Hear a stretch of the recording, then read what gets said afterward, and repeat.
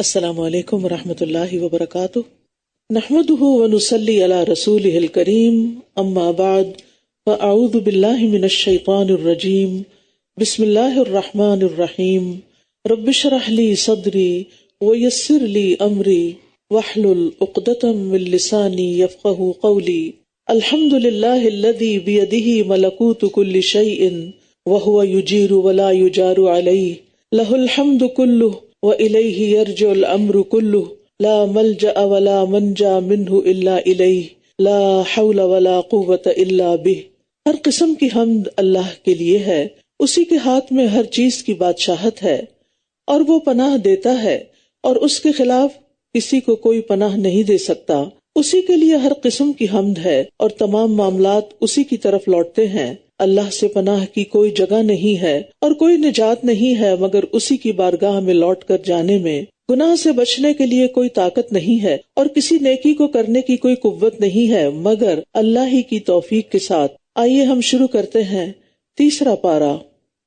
تلك الرسل فضلنا بعضهم على بعض منهم من كلم الله ورفع بعضهم درجات وآتينا عيسى ابن مريم البينات وأيدناه بروح القدس ولو شاء الله ما اقتتل الذين من بعدهم من بعد ما جاءتهم البينات ولكن اختلفوا فمنهم من بعد ما جاءتهم البينات ولكن اختلفوا فمنهم من آمن ومنهم من كفر ولو شاء الله ما اقتتلوا ولكن الله يفعل ما يريد۔ تلك الرسل فضلنا بعضهم على بعض منهم من كلم الله ورفع بعضهم درجات۔ یہ رسول ان میں سے بعض کو ہم نے بعض پر فضیلت عطا کی ہے، ان میں سے بعض وہ ہیں جن سے اللہ نے کلام کیا، اور ان میں سے بعض کو درجات میں بلندی عطا کی، اور ہم نے عیسیٰ ابن مریم کو واضح نشانیاں عطا کی اور روح القدس سے اس کی تائید کی۔ اور اگر اللہ چاہتا تو وہ لوگ جو ان کے بعد آئے واضح نشانیاں آ جانے کے بعد باہم نہ لڑتے، لیکن انہوں نے اختلاف کیا۔ پھر ان میں سے کچھ تو ایمان لے آئے اور ان میں سے کچھ نے کفر کیا، اور اگر اللہ چاہتا تو وہ باہم نہ لڑتے، لیکن اللہ کرتا ہے جو وہ چاہتا ہے۔ تلک الرسل سے مراد یہاں وہ رسول ہیں جن کا اس صورت میں ذکر آیا ہے۔ انبیاء کے مختلف درجات ہیں اور وہ فضیلت میں ایک دوسرے سے زیادہ ہیں، جیسا کہ سورۃ بنی اسرائیل میں آتا ہے وَلَقَدْ فَضَّلْنَا بَعْضَ النَّبِيِّينَ عَلَى بَعْضٍ، اور بلا شبہ یقیناً ہم نے بعض نبیوں کو بعض پر فضیلت بخشی ہے۔ اور ان سب انبیاء پر کس کو فضیلت حاصل ہے؟ محمد الرسول اللہ صلی اللہ علیہ وسلم کو۔ رسول اللہ صلی اللہ علیہ وسلم نے فرمایا، قیامت کے دن میں آدم کی اولاد کا سردار ہوں گا اور سب سے پہلے میری قبر کھلے گی اور سب سے پہلے میں شفاعت کروں گا اور سب سے پہلے میری شفاعت قبول کی جائے گی۔ ایک اور مقام پر آپ نے فرمایا، انا ولد السید آدم ولا فخر، کہ میں آدم علیہ السلام کی اولاد میں سے سب کا سردار ہوں، لیکن اس میں کوئی فخر کی بات نہیں، باوجود اس کے کہ اللہ تعالیٰ نے آپ کو بہت بلند مقام عطا کیا تھا، لیکن آپ کے اندر عاجزی اور بندگی کی خو تھی۔ اسی طرح ابراہیم علیہ السلام کی بھی فضیلت ہے۔ انس بن مالک کہتے ہیں، ایک آدمی رسول اللہ صلی اللہ علیہ وسلم کی خدمت میں آیا اور اس نے عرض کیا، یا خیر البریہ، تو رسول اللہ صلی اللہ علیہ وسلم نے فرمایا، وہ تو ابراہیم علیہ السلام ہے۔ اسی طرح آپ نے یہ بھی فرمایا کہ کسی بھی بندے کے لیے یہ کہنا جائز نہیں کہ میں یونس بن متی سے بہتر ہوں، یعنی آپس میں جھگڑے نہیں کرنے چاہیے اپنے اپنے نبی کی فضیلت بتا کر۔ اللہ نے جس کو فضیلت عطا کی اس کو عطا کر دی۔ وَلَوْ شَاءَ اللَّهُ مَا اقْتَتَلَ الَّذِينَ مِن بَعْدِهِمْ، اگر اللہ چاہتا تو ان کے بعد کے لوگ آپس میں نہ جھگڑتے۔ اس آیت میں رسول اللہ صلی اللہ علیہ وسلم کو تسلی دی گئی ہے کہ کفر اور ایمان میں لوگوں کا اختلاف تو پہلے سے ہی چلا آ رہا ہے۔ کوئی نبی ایسا نہیں کہ جس کی ساری امت ایمان لے آئی ہو، لہٰذا آپ ان کے انکار سے رنجیدہ نہ ہوں۔ اور بہت سے لوگوں نے اختلاف کب کیا؟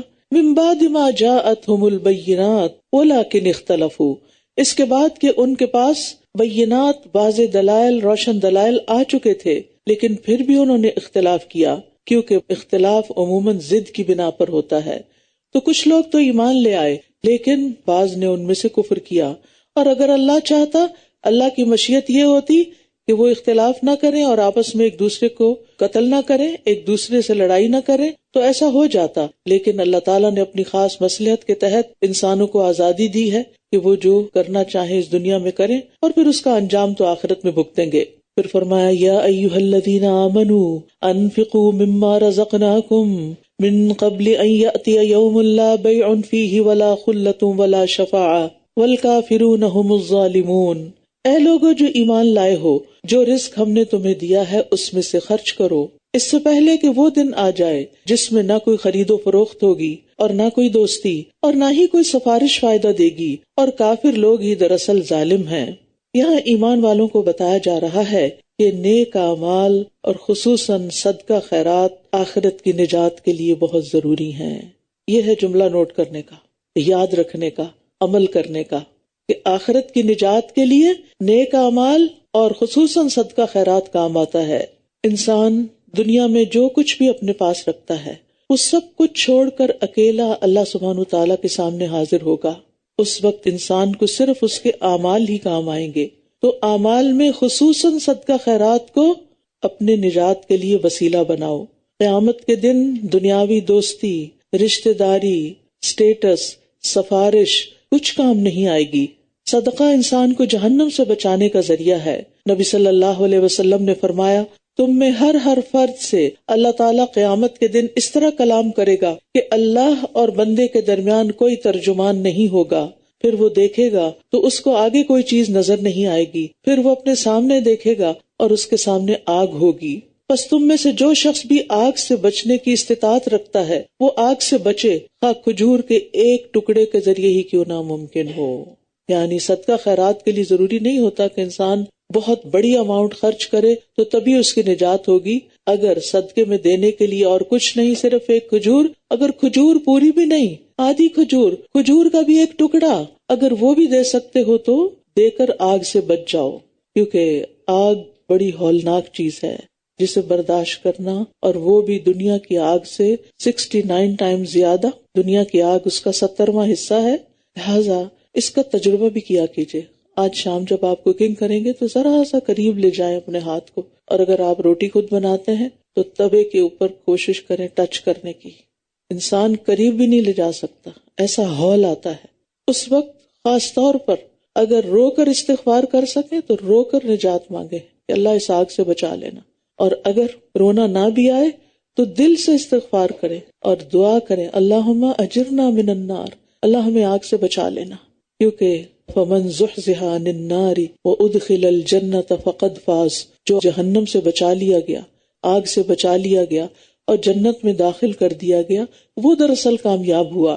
اس کے بعد قرآن مجید کی سب سے عظیم آیت الکرسی آتی ہے، اللہ لا الہ الا هو الحی القیوم لا تأخذہ سنۃ ولا نوم لہ ما فی السماوات وما فی الارض من ذا الذی یشفع عنده الا بإذنہ یعلم ما بین ایدیہم وما خلفہم ولا يحیطون بشیء من علمہ الا بما شاء وسع کرسیہ السماوات والارض ولا يؤوده حفظهما وهو العلی العظیم۔ اللہ وہ ہے جس کے سوا کوئی معبود نہیں، وہ زندہ ہے، سب کو قائم رکھنے والا ہے، نہ اسے اونگ آتی ہے اور نہ نیند۔ آسمانوں اور زمین میں جو کچھ ہے اسی کا ہے، کون ہے جو اس کے اذن کے بغیر اس کے ہاں سفارش کر سکے؟ وہ جانتا ہے جو ان کے سامنے ہے اور جو ان کے پیچھے ہے، اور وہ اس کے علم میں سے کسی چیز کا احاطہ نہیں کر سکتے مگر جتنا وہ چاہے۔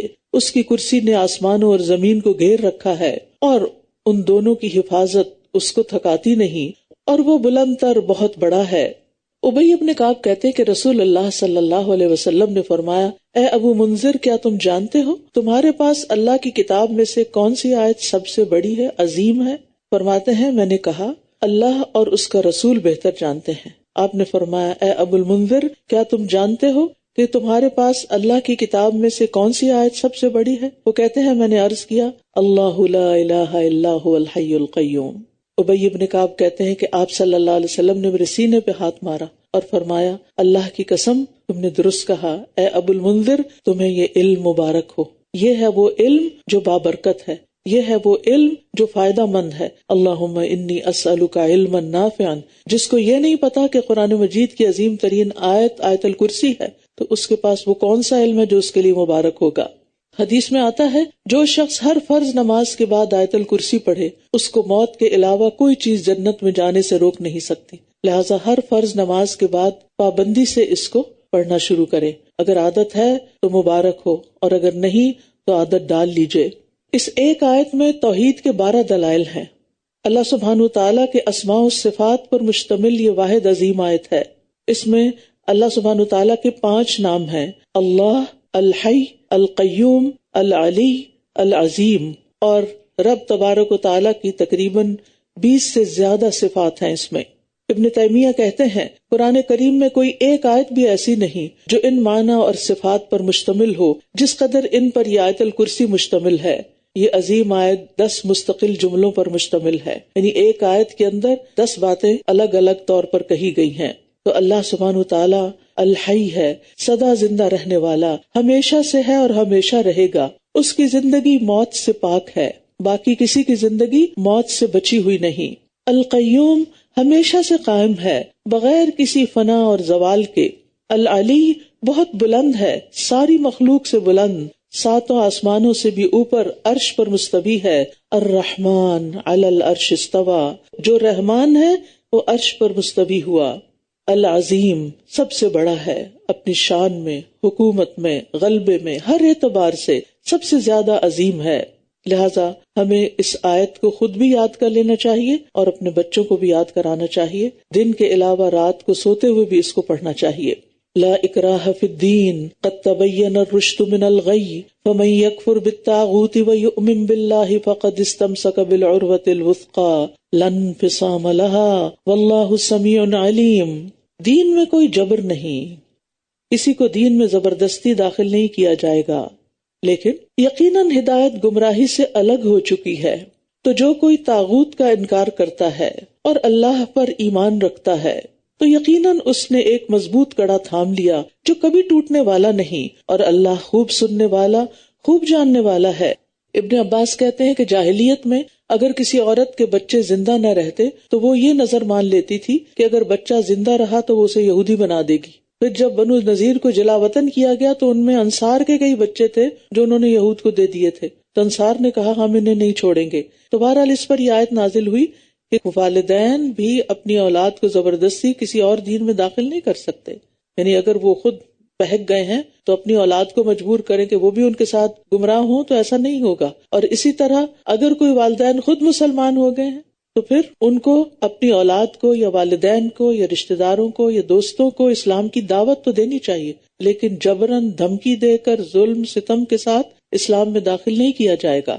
یعنی جو بھی شخص مسلمان ہو سوچ سمجھ کر مسلمان ہو، کیونکہ اگر کوئی کسی پر زبردستی کرے گا تو اس کے دل میں ایمان تو نہیں آئے گا، وہ تو زبردستی کا ایمان تو قبول بھی نہیں ہے، پھر کیا فائدہ۔ اور یہاں جو لفظ طاغوت استعمال ہوا ہے تو طاغوت ہر وہ چیز ہے جو اللہ کے مقابلے میں سرکشی کرے اور اللہ کو چھوڑ کر اس کی عبادت کی جائے، خواہ جس کی بھی بندگی کی جائے، خواہ وہ کوئی انسان ہو، کوئی لیڈر ہو، شیطان ہو، بت ہو، کوئی تصویر ہو، کوئی درخت ہو، پتھر ہو، کچھ بھی، یعنی جسے اللہ کا ند یا مد مقابل قرار دے دیا گیا ہو۔ یاد رکھیے طاغوت کی نفی کے بغیر ایمان مکمل نہیں۔ جب تک ہر قسم کے شرک کی نفی نہ کی جائے اللہ کے لیے اخلاص مکمل نہیں ہو سکتا، کیونکہ شرط ہے فَمَن يَكْفُرْ بِالطَّاغُوتِ وَيُؤْمِن بِاللَّهِ، تو جو اللہ پر ایمان لائے اور طاغوت کا انکار نہ کرے تو وہ مومن نہیں ہو سکتا۔ اسی لیے ہم جب کلمہ توحید پڑھتے ہیں، اسلام میں داخل ہوتے ہیں تو کیا کرتے ہیں؟ سب سے پہلے کیا کہتے ہیں؟ لا الہ الا اللہ۔ پہلے سب الہوں کا انکار کرتے ہیں، پھر اللہ سبحانہ وتعالیٰ کا اقرار کرتے ہیں۔ اللہ ولی الذین آمنوا یخرجہم من الظلمات الی النور، اللہ ان لوگوں کا دوست ہے جو ایمان لائے، وہ انہیں اندھیروں سے روشنی کی طرف نکال لاتا ہے، اور وہ جنہوں نے کفر کا رویہ اختیار کیا ان کے دوست طاغوت ہیں، وہ انہیں روشنی سے اندھیروں کی طرف نکال لے جاتے ہیں، یہی لوگ آگ کے ساتھی ہیں، وہ اس میں ہمیشہ رہنے والے ہیں۔ یہاں اللہ سبحانہ تعالیٰ کی ایک اور صفت بیان ہوئی ہے کہ وہ الولی بھی ہے، دوست ہے، مددگار ہے، جو اپنے دوستوں کی مدد کرتا ہے۔ کیسی مدد؟ کہ ان کو اندھیروں سے نکال لاتا ہے۔ کس کی طرف؟ روشنی کی طرف۔ اندھیرے 3 طرح کے ہیں۔ نمبر 1، جہالت کا اندھیرا۔ جہالت ایک تاریکی ہے، جیسے ایک نابینا انسان ہوتا ہے اور وہ پریشان ہوتا ہے کہ وہ کدھر کو جائے کدھر نہ جائے، وہ کہیں جا نہیں سکتا، اس کو رستہ نہیں ملتا۔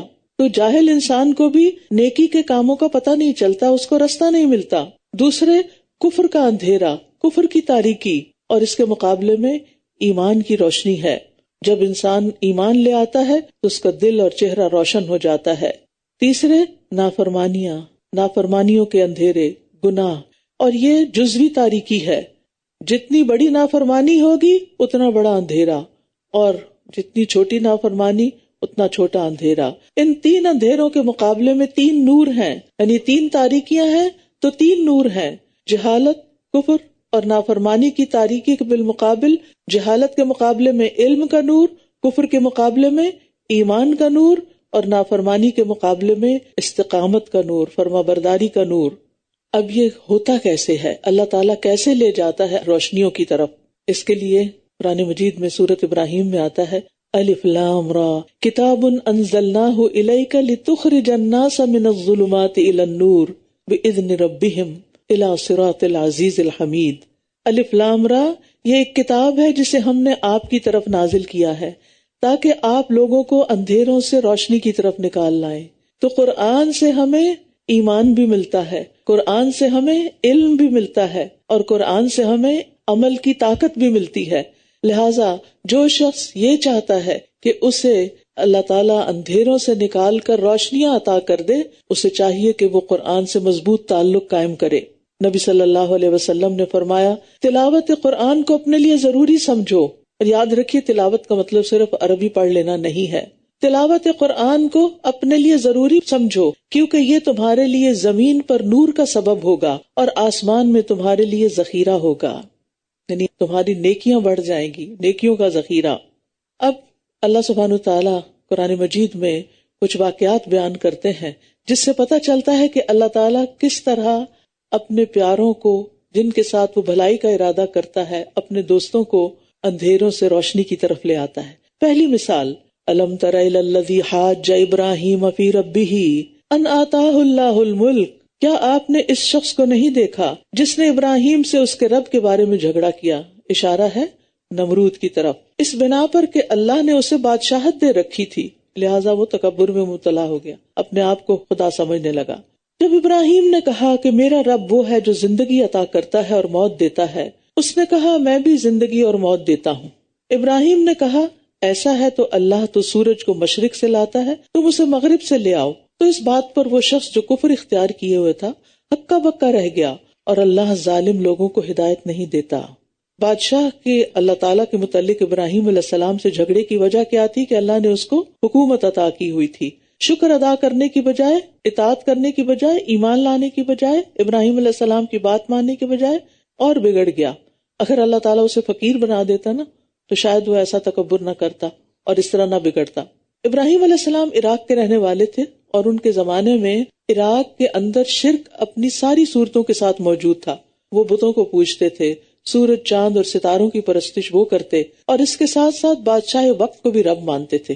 اتنا بڑا شرک تھا ان کے اندر۔ تو ابراہیم علیہ السلام کے ذمے ان سب چیزوں کی تردید کر کے لوگوں کو اکیلے رب کی طرف دعوت دینا تھے۔ لہٰذا انہوں نے اپنے والد اور قوم کی بت پرستی کو چھوڑ کر ایک رب کی طرف لوگوں کو دعوت دی، اور اس کی وجہ سے انہیں ہجرت کرنا پڑی، اور انہوں نے ہر طرح کے دلائل کے ساتھ لوگوں کو سمجھایا، لیکن وہ اندھیروں سے نہ نکلے۔ کیوں نہ نکلے؟ اس لیے کہ وہ طاغوت کو مانتے تھے۔ تو جو طاغوت کی پرستش کرتے ہوں تو طاغوت انہیں روشنیوں سے اندھیرے کی طرف لے جاتے ہیں۔ واضح دلائل، روشنیاں دیکھنے کے باوجود بھی کیا کیا؟ انہوں نے اندھیروں میں رہنا پسند کیا۔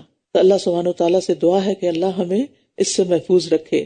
ایک اور مثال، یا اس شخص کی طرح جو ایک ایسی بستی پر گزرا جو اپنی چھتوں پر گری پڑی تھی، کہنے لگا اس کی بربادی کے بعد اللہ اس بستی کو کس طرح زندہ کرے گا؟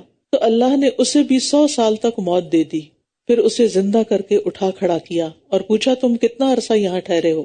اس نے کہا میں 1 دن یا اس کا کچھ حصہ ٹھہرا ہوں گا۔ فرمایا نہیں بلکہ تم تو 100 سال ٹھہرے ہو۔ تم اپنے کھانے اور پینے کی چیزوں کو دیکھو جو ابھی تک باسی نہیں ہوئی، اور اپنے گدھے کو بھی دیکھو، اور یہ اس لیے کیا تاکہ ہم تمہیں لوگوں کے لیے ایک نشانی بنا دیں۔ اور ہڈیوں کی طرف دیکھو، ہم کس طرح انہیں اٹھا کر جوڑتے ہیں، پھر انہیں گوشت پہناتے ہیں۔ تو جب اس کے لیے یہ معاملہ خوب واضح ہو گیا تو کہنے لگا میں جان گیا ہوں کہ بے شک اللہ ہر چیز پر خوب قادر ہے، کمال قدرت والا ہے، اس کے اندر کسی قسم کی کوئی کمزوری، ناتوانی اور بے بسی نہیں۔ وہ جو چاہے بلا تردد، بلا رکاوٹ کر سکتا ہے، کوئی اس پہ غالب نہیں آ سکتا، نہ کوئی اس کو عاجز کر سکتا ہے۔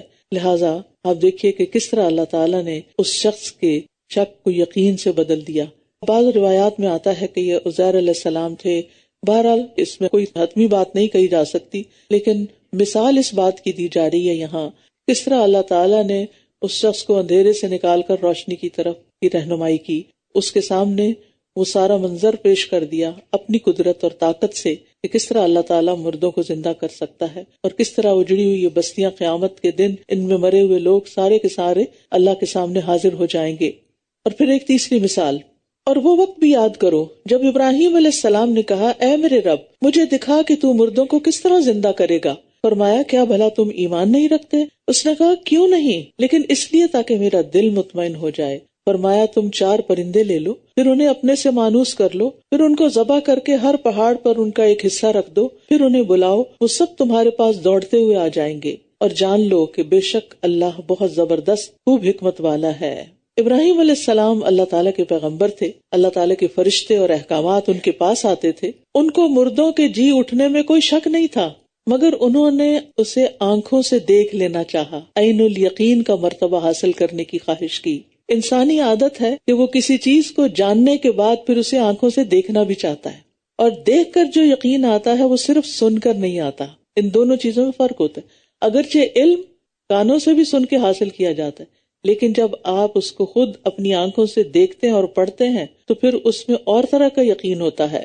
چنانچہ ابراہیم علیہ السلام نے علم الیقین کے بعد عین الیقین کا مرتبہ حاصل کرنے کی خواہش کا اظہار کیا، اور پھر اللہ سبحانہ وتعالیٰ نے ان کی یہ خواہش پوری کر دی، اور کس طرح ابراہیم علیہ السلام کے ہاتھوں ہی پرندوں کو ذبح کروا کے ان کی روح پرواز کر گئی، اور انہیں دور دور پہاڑوں، کیونکہ پہاڑ جڑے ہوئے تھوڑے ہوتے، ایک پہاڑ دوسرا، دور دور ان کے گوشت کے ٹکڑے مکس کر کے رکھ کے، اور پھر کہا کہ بلاؤ ان کو جیسے تم پہلے بلاتے تھے، اور وہ سب دوڑتے ہوئے چلے آئے۔ کس طرح اللہ کی قدرت کے ساتھ، کیونکہ اللہ العزیز ہے، الحکیم ہے، وہ ہر چیز پر غالب ہے، عزت والا بھی اور غلبے والا بھی ہے، جو چاہے کر سکتا ہے، اور حکمت والا بھی ہے کہ ہر چیز کو سب سے بہتر انداز میں کرتا ہے۔ اس کی ذات اور صفات بے مثال ہیں، اور جیسا چاہے حکم دے اور جس سے جو چاہے کروا لے۔ اب جن کے اندر ایمان پختہ ہو جاتا ہے تو پھر وہ اللہ تعالیٰ کے حکم پر عمل کرتے ہیں۔ پیچھے ہم نے ایمان والوں کے لیے جو حکم پڑھا وہ کیا تھا کہ اللہ کے مال میں سے خرچ کرو۔ اب یہاں انفاق فی سبیل اللہ کے بارے میں کچھ آیات آئیں گی۔ مثل الذین ينفقون اموالهم فی سبیل اللہ کمثل حبۃ انبتت 7 سنابل فی کل سنبلۃ 100 حبۃ واللہ یضاعف لمن یشاء واللہ واسع علیم۔ جو لوگ اپنے مال اللہ کے راستے میں خرچ کرتے ہیں ان کے خرچ کی مثال ایک دانے کی طرح ہے جس نے 7 بالیاں اگائیں، یعنی 7 شاخیں نکلی اس میں سے، جس کی ہر بالی میں 100 دانے ہوں، اور اللہ جس کے لیے چاہتا ہے اور بھی زیادہ بڑھا دیتا ہے، اور اللہ وسعت والا خوب جاننے والا ہے۔ یہاں فی سبیل اللہ سے مراد اللہ کا راستہ، یعنی اسلام کے راستے میں دین کی ترقی کے لیے، خیر و بھلائی کو عام کرنے کے لیے اپنا مال خرچ کرنا مراد ہے۔ رسول اللہ صلی اللہ علیہ وسلم نے فرمایا جس نے اللہ کی راہ میں کوئی چیز خرچ کی اس کے لیے اس کا 700 گنا لکھا جاتا ہے۔ چھوٹی سی مثال، مثلاً آپ کسی کو کوئی ایک کارڈ دیتے ہیں کہ یہ پڑھ لو، کوئی اسلام کے بارے میں پیمفلٹ دیتے ہیں، کہیں بل بورڈ پر قرآن کی کوئی آیت لکھوا کے لوگوں میں اسلام کی تعلیم کو عام کرتے ہیں، یہ سب کیا ہے؟ فی سبیل اللہ، یعنی فی سبیل الاسلام، اسلام کی ترقی کے لیے لوگوں کو دین کی تعلیم دیتے ہیں، کتابیں چھپواتے ہیں، کتابیں بانٹتے ہیں، یا اسی طرح آج کل جیسے سوشل میڈیا کے ذریعے دین کی تعلیم کو عام کیا جا رہا ہے، یا ادارے بنائے جاتے ہیں، یا پھر اداروں کی مینٹیننس ہوتی ہے۔ یہ سارے کام کس لیے ہیں؟ کسی کی ذات کے لیے نہیں ہوتے، یہ دین کی تبلیغ کے لیے، دین کو عام کرنے کے لیے۔ اس راستے میں جب آپ اپنا مال خرچ کرتے ہیں، بھلے اپنے اوپر ہی کیوں نہ خرچ کر رہے ہوں، مثلاً آپ یہاں پر آتے ہیں، اپنی گاڑی میں گیس ڈلواتے ہیں، تو اب ظاہر ہے کہ آپ کو دنیا کا تو کوئی فائدہ ہو نہیں رہا، لیکن آپ نے یہ کس نیت سے خرچ کیا؟ اللہ کے راستے میں جانا ہے۔ تو اللہ کے راستے میں جب آپ خرچ کرتے ہیں اپنے پر یا دوسروں پر، تو یہ اللہ سبحانہ تعالیٰ کے نزدیک نہایت پسندیدہ ہے، اور اس کا اجر 700 گنا لکھا جاتا ہے۔ اور جیسی چیز خرچ کرتا ہے انسان، ویسی ہی قیامت کے دن 700 گنا ہو کر ملے گی۔ ابو مسعود کہتے ہیں کہ ایک آدمی نے اللہ کے راستے میں ایک اونٹنی صدقہ کی جس کی ناک میں نکیل بھی پڑی ہوئی تھی، تو رسول اللہ صلی اللہ علیہ وسلم نے فرمایا قیامت کے دن یہ 700 اونٹنیاں لے کر آئے گا جن کی ناک میں نکیل پڑی ہوگی، جو اس نے دیا ہے 700 گنا بڑھا کر اس کو واپس لوٹایا جائے گا۔ کیونکہ عام طور پر ہم جب صدقہ خیرات کرتے ہیں، کسی بھوکے کو کھانا کھلا دیتے ہیں، کسی یتیم مسکین کو اسپانسر کر دیتے ہیں، کہیں بھی استعمال کر، لیکن جب دین کے لیے دینے کی باری آتی ہے تو ہمارا عموماً ٹرینڈ کیا ہوتا ہے؟ یہ ہمیں مفت مل جائے، ایسا ہی ہے نا، سپارے ہمیں مفت مل جائیں، ہماری سے فیس نہ لی جائے، ہم سے کسی قسم کی ڈونیشن کا تقاضا نہ کیا جائے۔ گڈ، ٹھیک ہے، دین کا علم فری ہی ہونا چاہیے، لیکن آخر کوئی تو خرچ کرے گا جس کی وجہ سے فری ہو سکے گا۔ اور اگر سارے لوگ صرف لینے والے ہوں اور دینے والا کوئی بھی نہ ہو تو یہ کام کیسے چل سکتا ہے؟ تو ہر نیکی کا اجر 10 گنا ہوتا ہے، لیکن دین کے راستے میں خرچ کرنے کا اجر 10 سے 700 گنا تک ہے۔ الذین ينفقون اموالهم فی سبیل اللہ ثم لا يتبعون ما انفقوا منا ولا اذى لهم اجرهم عند ربهم ولا خوف علیہم ولا هم يحزنون۔ جو لوگ اپنے مال اللہ کے راستے میں خرچ کرتے ہیں پھر خرچ کرنے کے بعد نہ احسان جتاتے ہیں اور نہ ہی اذیت دیتے ہیں، ان کے لیے ان کا اجر ان کے رب کے پاس ہے اور ان پر نہ تو کوئی خوف ہوگا اور نہ ہی وہ غمگین ہوں گے۔ تو یہاں یہ بتایا جا رہا ہے کہ خرچ اللہ کی رضا کے لیے جب کیا جائے تو کسی کو بھی دے کر احسان نہ جتایا جائے، یعنی کسی کو یہ نہ کیا جائے کہ میں نے تو اتنا یہاں ڈونیٹ کیا ہے اور مجھے تو کوئی عزت نہیں دی جاتی، مجھے تو کسی کرسی پہ نہیں بٹھایا جاتا، اور اس طرح کے مختلف احسانات جتانا کہ میں نے بہت کچھ کیا اور مجھے ریٹرن کچھ نہیں مل رہا۔ یہ ریٹرن آپ نے بندوں سے نہیں لینا، اللہ سے لینا ہے، لہٰذا اس کو تو مینشن بھی نہیں کرنا۔ اسی لیے عام طور پر الہدا میں کیا ٹرینڈ ہے کہ باکسز رکھ دیے جاتے ہیں کہ جن میں خاموشی سے لوگ ڈال دیں جو ان کے اور اللہ کے بیچ میں راز ہو، اور قیامت کے دن وہ اللہ سبحانہ تعالیٰ کے ہاتھ سے پھر کئی گنا بڑھا ہوا اس کا اجر لیں۔ تو وہ عزت جو وہاں ملے گی اور وہ ریوارڈ جو وہاں ملے گا وہ یہاں تو کوئی بھی نہیں دے سکتا۔ اگر آپ دکھا کے بھی دیں گے تو کیا ہوگا؟ زیادہ لوگ کہیں گے واہ بھائی واہ بہت خرچ کرتا ہے، اس کے بعد کیا ہوگا؟ وہ بھول جائیں گے اور کچھ دن کے بعد آپ بھی بھول جائیں گے، آگے کے لیے کچھ بھی نہیں رہے گا۔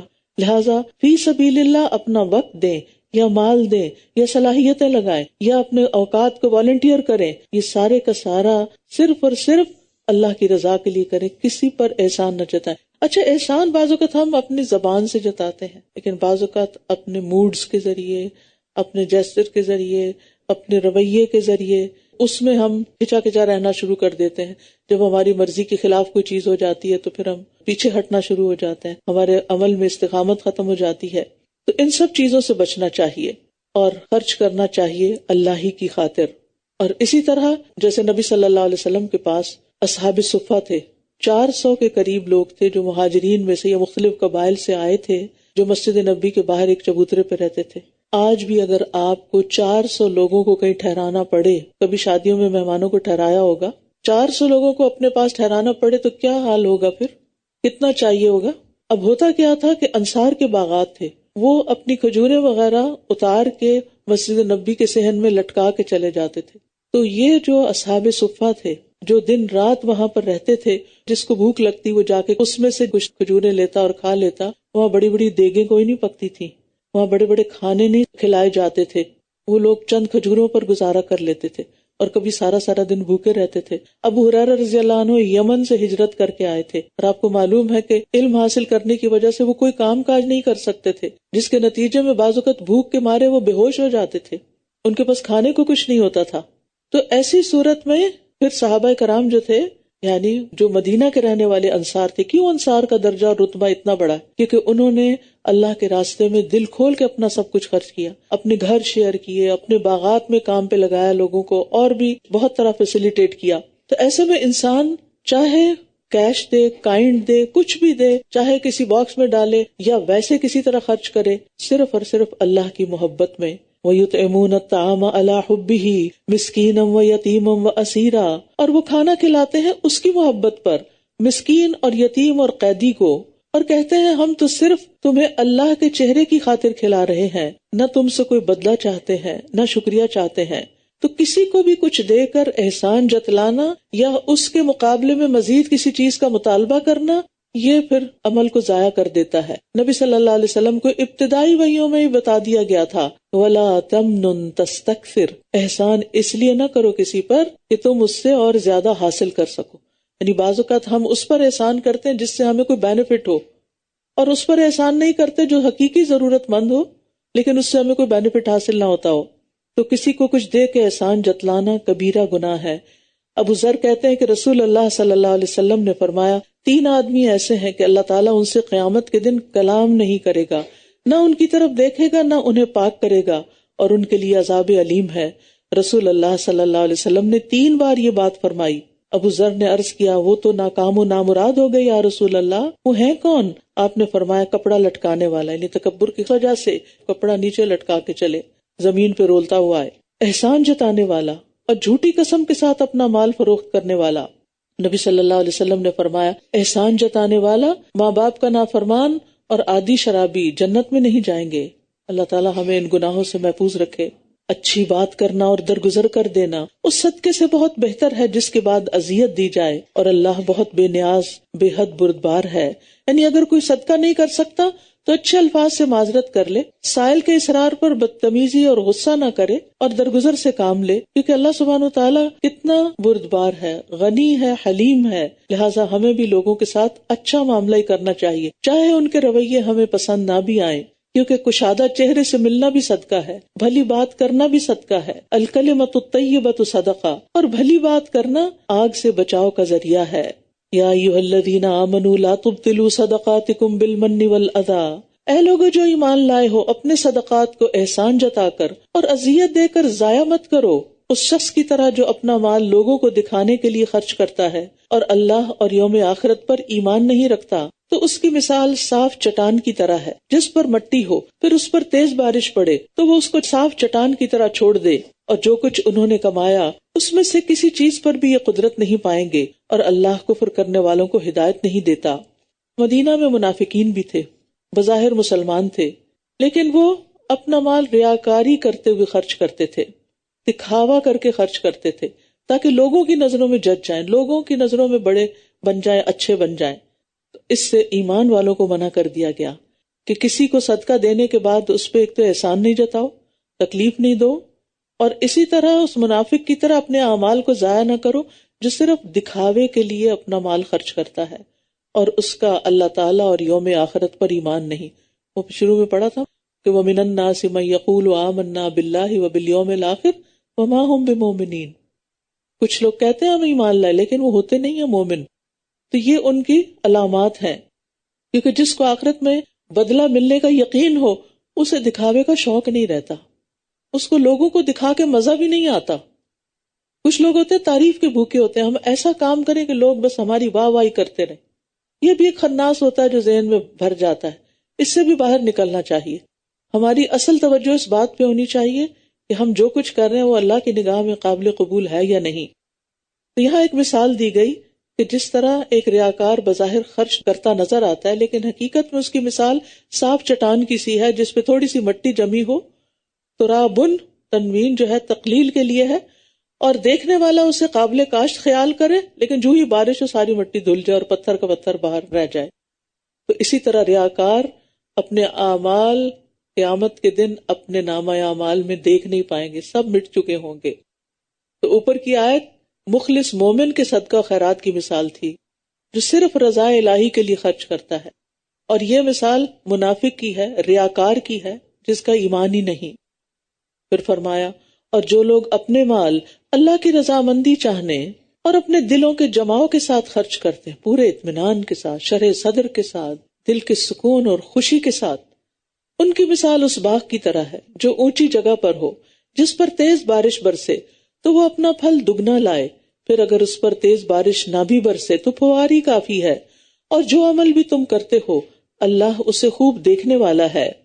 اب یہاں ریاکاروں کے مقابلے میں مخلص اہل ایمان کی مثال دی گئی ہے کہ ان کے اندر ایمان بھی ہوتا ہے، تثبیت قلب بھی ہوتی ہے، اور ان کے خرچ کرنے کی مثال اس باغ کی سی ہے جو کسی پرفضا اور بلند مقام پر ہو۔ اگر اس پر زور کی بارش ہو تو دوسرے باغوں سے دگنا پھل لاتا ہے، اگر زور کی بارش نہ بھی ہو تو ہلکی بارش ہی کافی ہے۔ یہی حالت مومن کے عمل کی ہے، وہ کسی صورت میں ضائع نہیں ہوتا بلکہ اللہ تعالیٰ اسے قبول کرتا ہے۔ زور کی بارش سے مراد زیادہ مال خرچ کرنا، اور طل یعنی شبنم سے مراد تھوڑا مال خرچ کرنا۔ اگر نیت درست ہے تو زیادہ خرچ کرنا زیادہ ثواب کا باعث ہے، اور تھوڑا خرچ کرنا بھی کام آ جاتا ہے۔ جیسے صاف ستھری زمین پر باغ ہو، جتنا میਂہ برسے گا اتنا ہی فائدہ زیادہ ہوگا، ورنہ تھوڑا بھی ہو تو باغ کو کافی ہو جائے گا۔ تو نیت اگر درست نہیں تو بڑے سے بڑا ڈھیر بھی مال کا خرچ کر دیں تو کچھ فائدہ نہیں۔ تو اللہ سبحانہ وتعالیٰ صرف خالص عمل ہی قبول کرتا ہے۔ حدیث میں آتا ہے، نبی صلی اللہ علیہ وسلم نے فرمایا، اے لوگو اپنے اعمال کو اللہ کے لیے خالص کرو، کیونکہ اللہ عز و جل اسی عمل کو قبول کرتا ہے جو خالص اسی کے لیے کیا جائے۔ اب دیکھیں قیامت کے دن کیا حسرت ہوگی لوگوں کو جب ان کے اعمال انہیں دکھائے جائیں گے کہ یہ عمل تھے جو تم نے لوگوں کے لیے کیے تھے، اللہ سبحانہ وتعالیٰ کے ہاں ان کا کوئی اجر آج تمہارے لیے نہیں۔ اس وقت انسان کا حال کیا ہوگا کہ یہ میں نے کیا تھا، یہ میں نے دیا تھا، لیکن اس پر آج میرے لیے کچھ بھی اجر نہیں، ہاں کچھ بھی نہیں، یہ سب ضائع، ردی، بیکار، کنڈم، اللہ تعالیٰ کو پسند ہی نہیں آیا کیونکہ یہ اللہ کے لیے تھا ہی نہیں۔ کتنا بڑا دھوکہ ہے کہ انسان اس بات پہ خوش ہوتا ہے جس پہ لوگ خوش ہوں، اور وہ کام نہیں کرتا جس سے اللہ راضی ہو۔ تو اس دن کا جو عدل ہے اللہ کا، اس سے ڈرنا چاہیے کہ ایسا نہ ہو کہ کیا کرایا ضائع ہو جائے، پانی پھر جائے۔ لہٰذا دعا بھی کرتے رہنا چاہیے کہ یا اللہ اگر مجھ سے ایسی غلطیاں ہوئی ہیں تو تو معاف کر دے، اور میرے وہ اعمال ری انسٹیٹ ہو جائیں، دوبارہ واپس آ جائیں۔ اللہ وہ سب تیرے لیے، جو ہو چکا تو ہو چکا، تو مجھے معاف کر دے اور آئندہ کے لیے توفیق عطا کر دے۔ پھر فرمایا، کیا تم میں سے کوئی یہ چاہے گا کہ اس کا کھجوروں اور انگوروں کا ایک باغ ہو جس کے نیچے نہریں بہتی ہوں، اس کے لیے اس میں ہر طرح کے پھل ہوں، اور اسی حال میں اس کو بڑھاپا آ پہنچے اور اس کے بچے ابھی کمزور ہوں، تو اچانک اس پر ایک بگولا آ پڑے جس میں آگ بھری ہوئی ہو، تو وہ جل کر راکھ ہو جائے۔ اسی طرح اللہ تمہارے لیے آیات کھول کر بیان کرتا ہے تاکہ تم غور و فکر کرو۔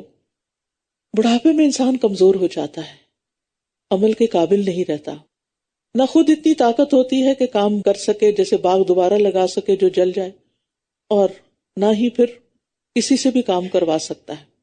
کسی سے کام لینے کے لیے بھی انسان کو اسٹرانگ ہونا پڑتا ہے۔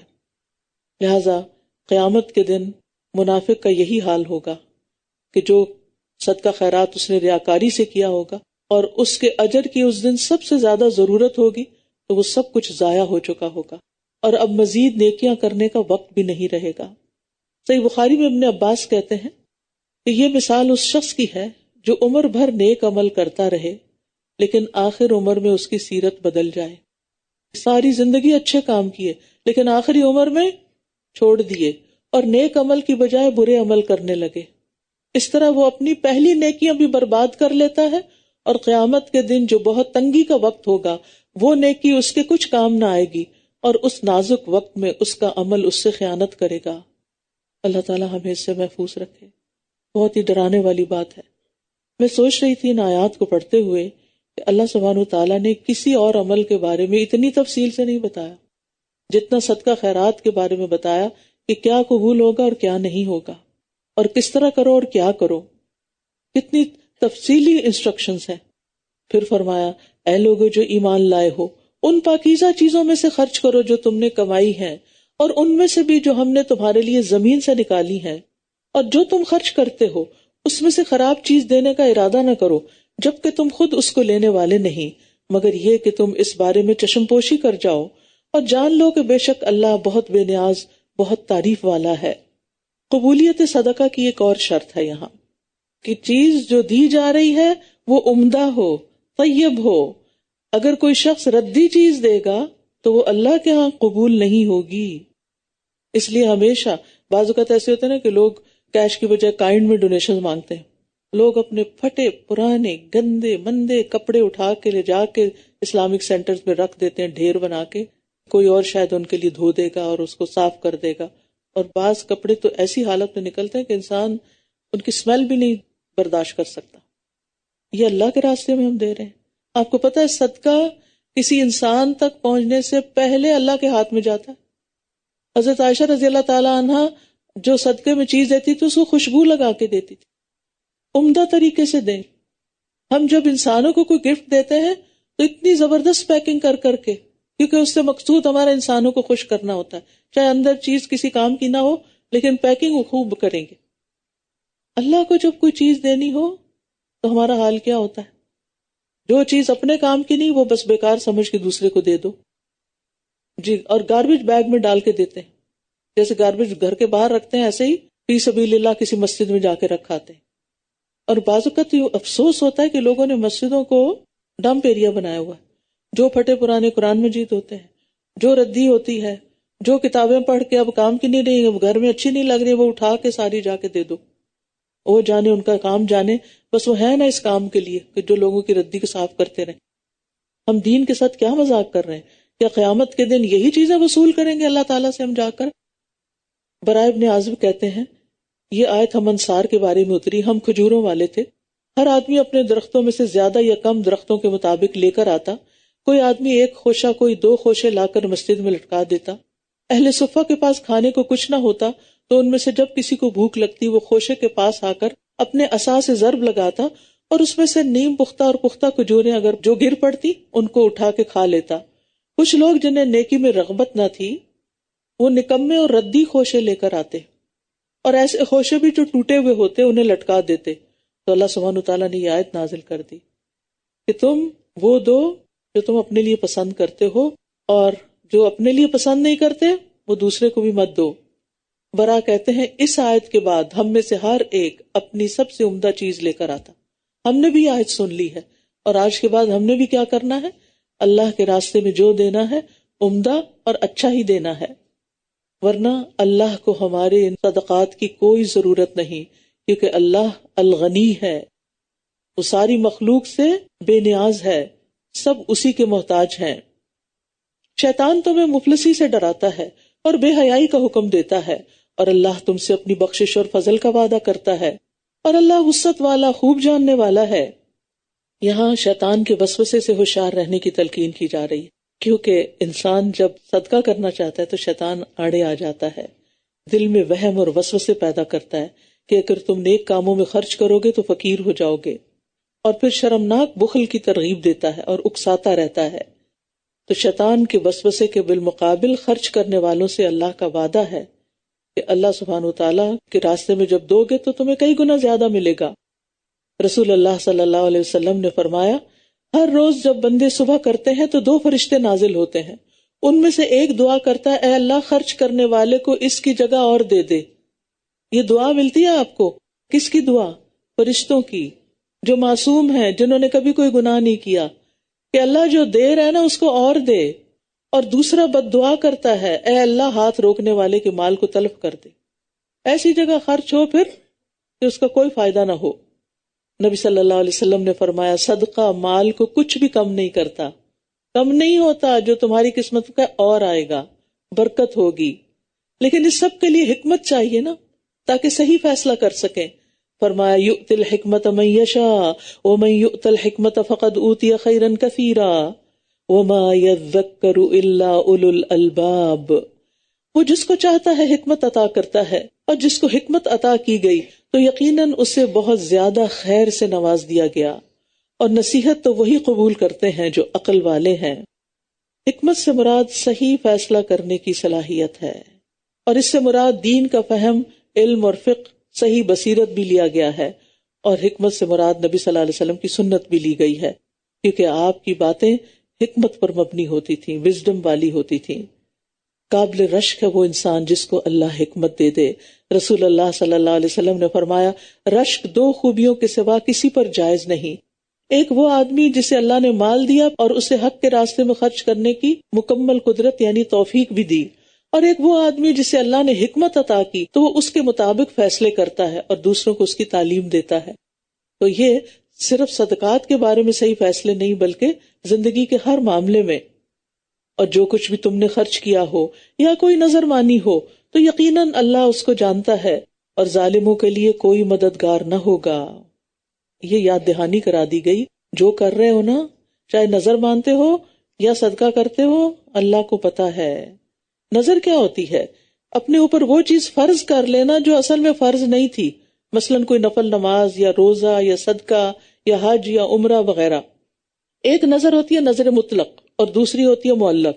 مطلق یہ ہے کہ کوئی شرط لگائے بغیر صرف اللہ کی رضا کے لیے اپنے اوپر کسی نیکی کو لازم کر لینا، کہ مثلاً میں اللہ کو خوش کرنے کے لیے آئندہ سے تہجد کی نماز پڑھوں گا یا عمرہ کروں گا.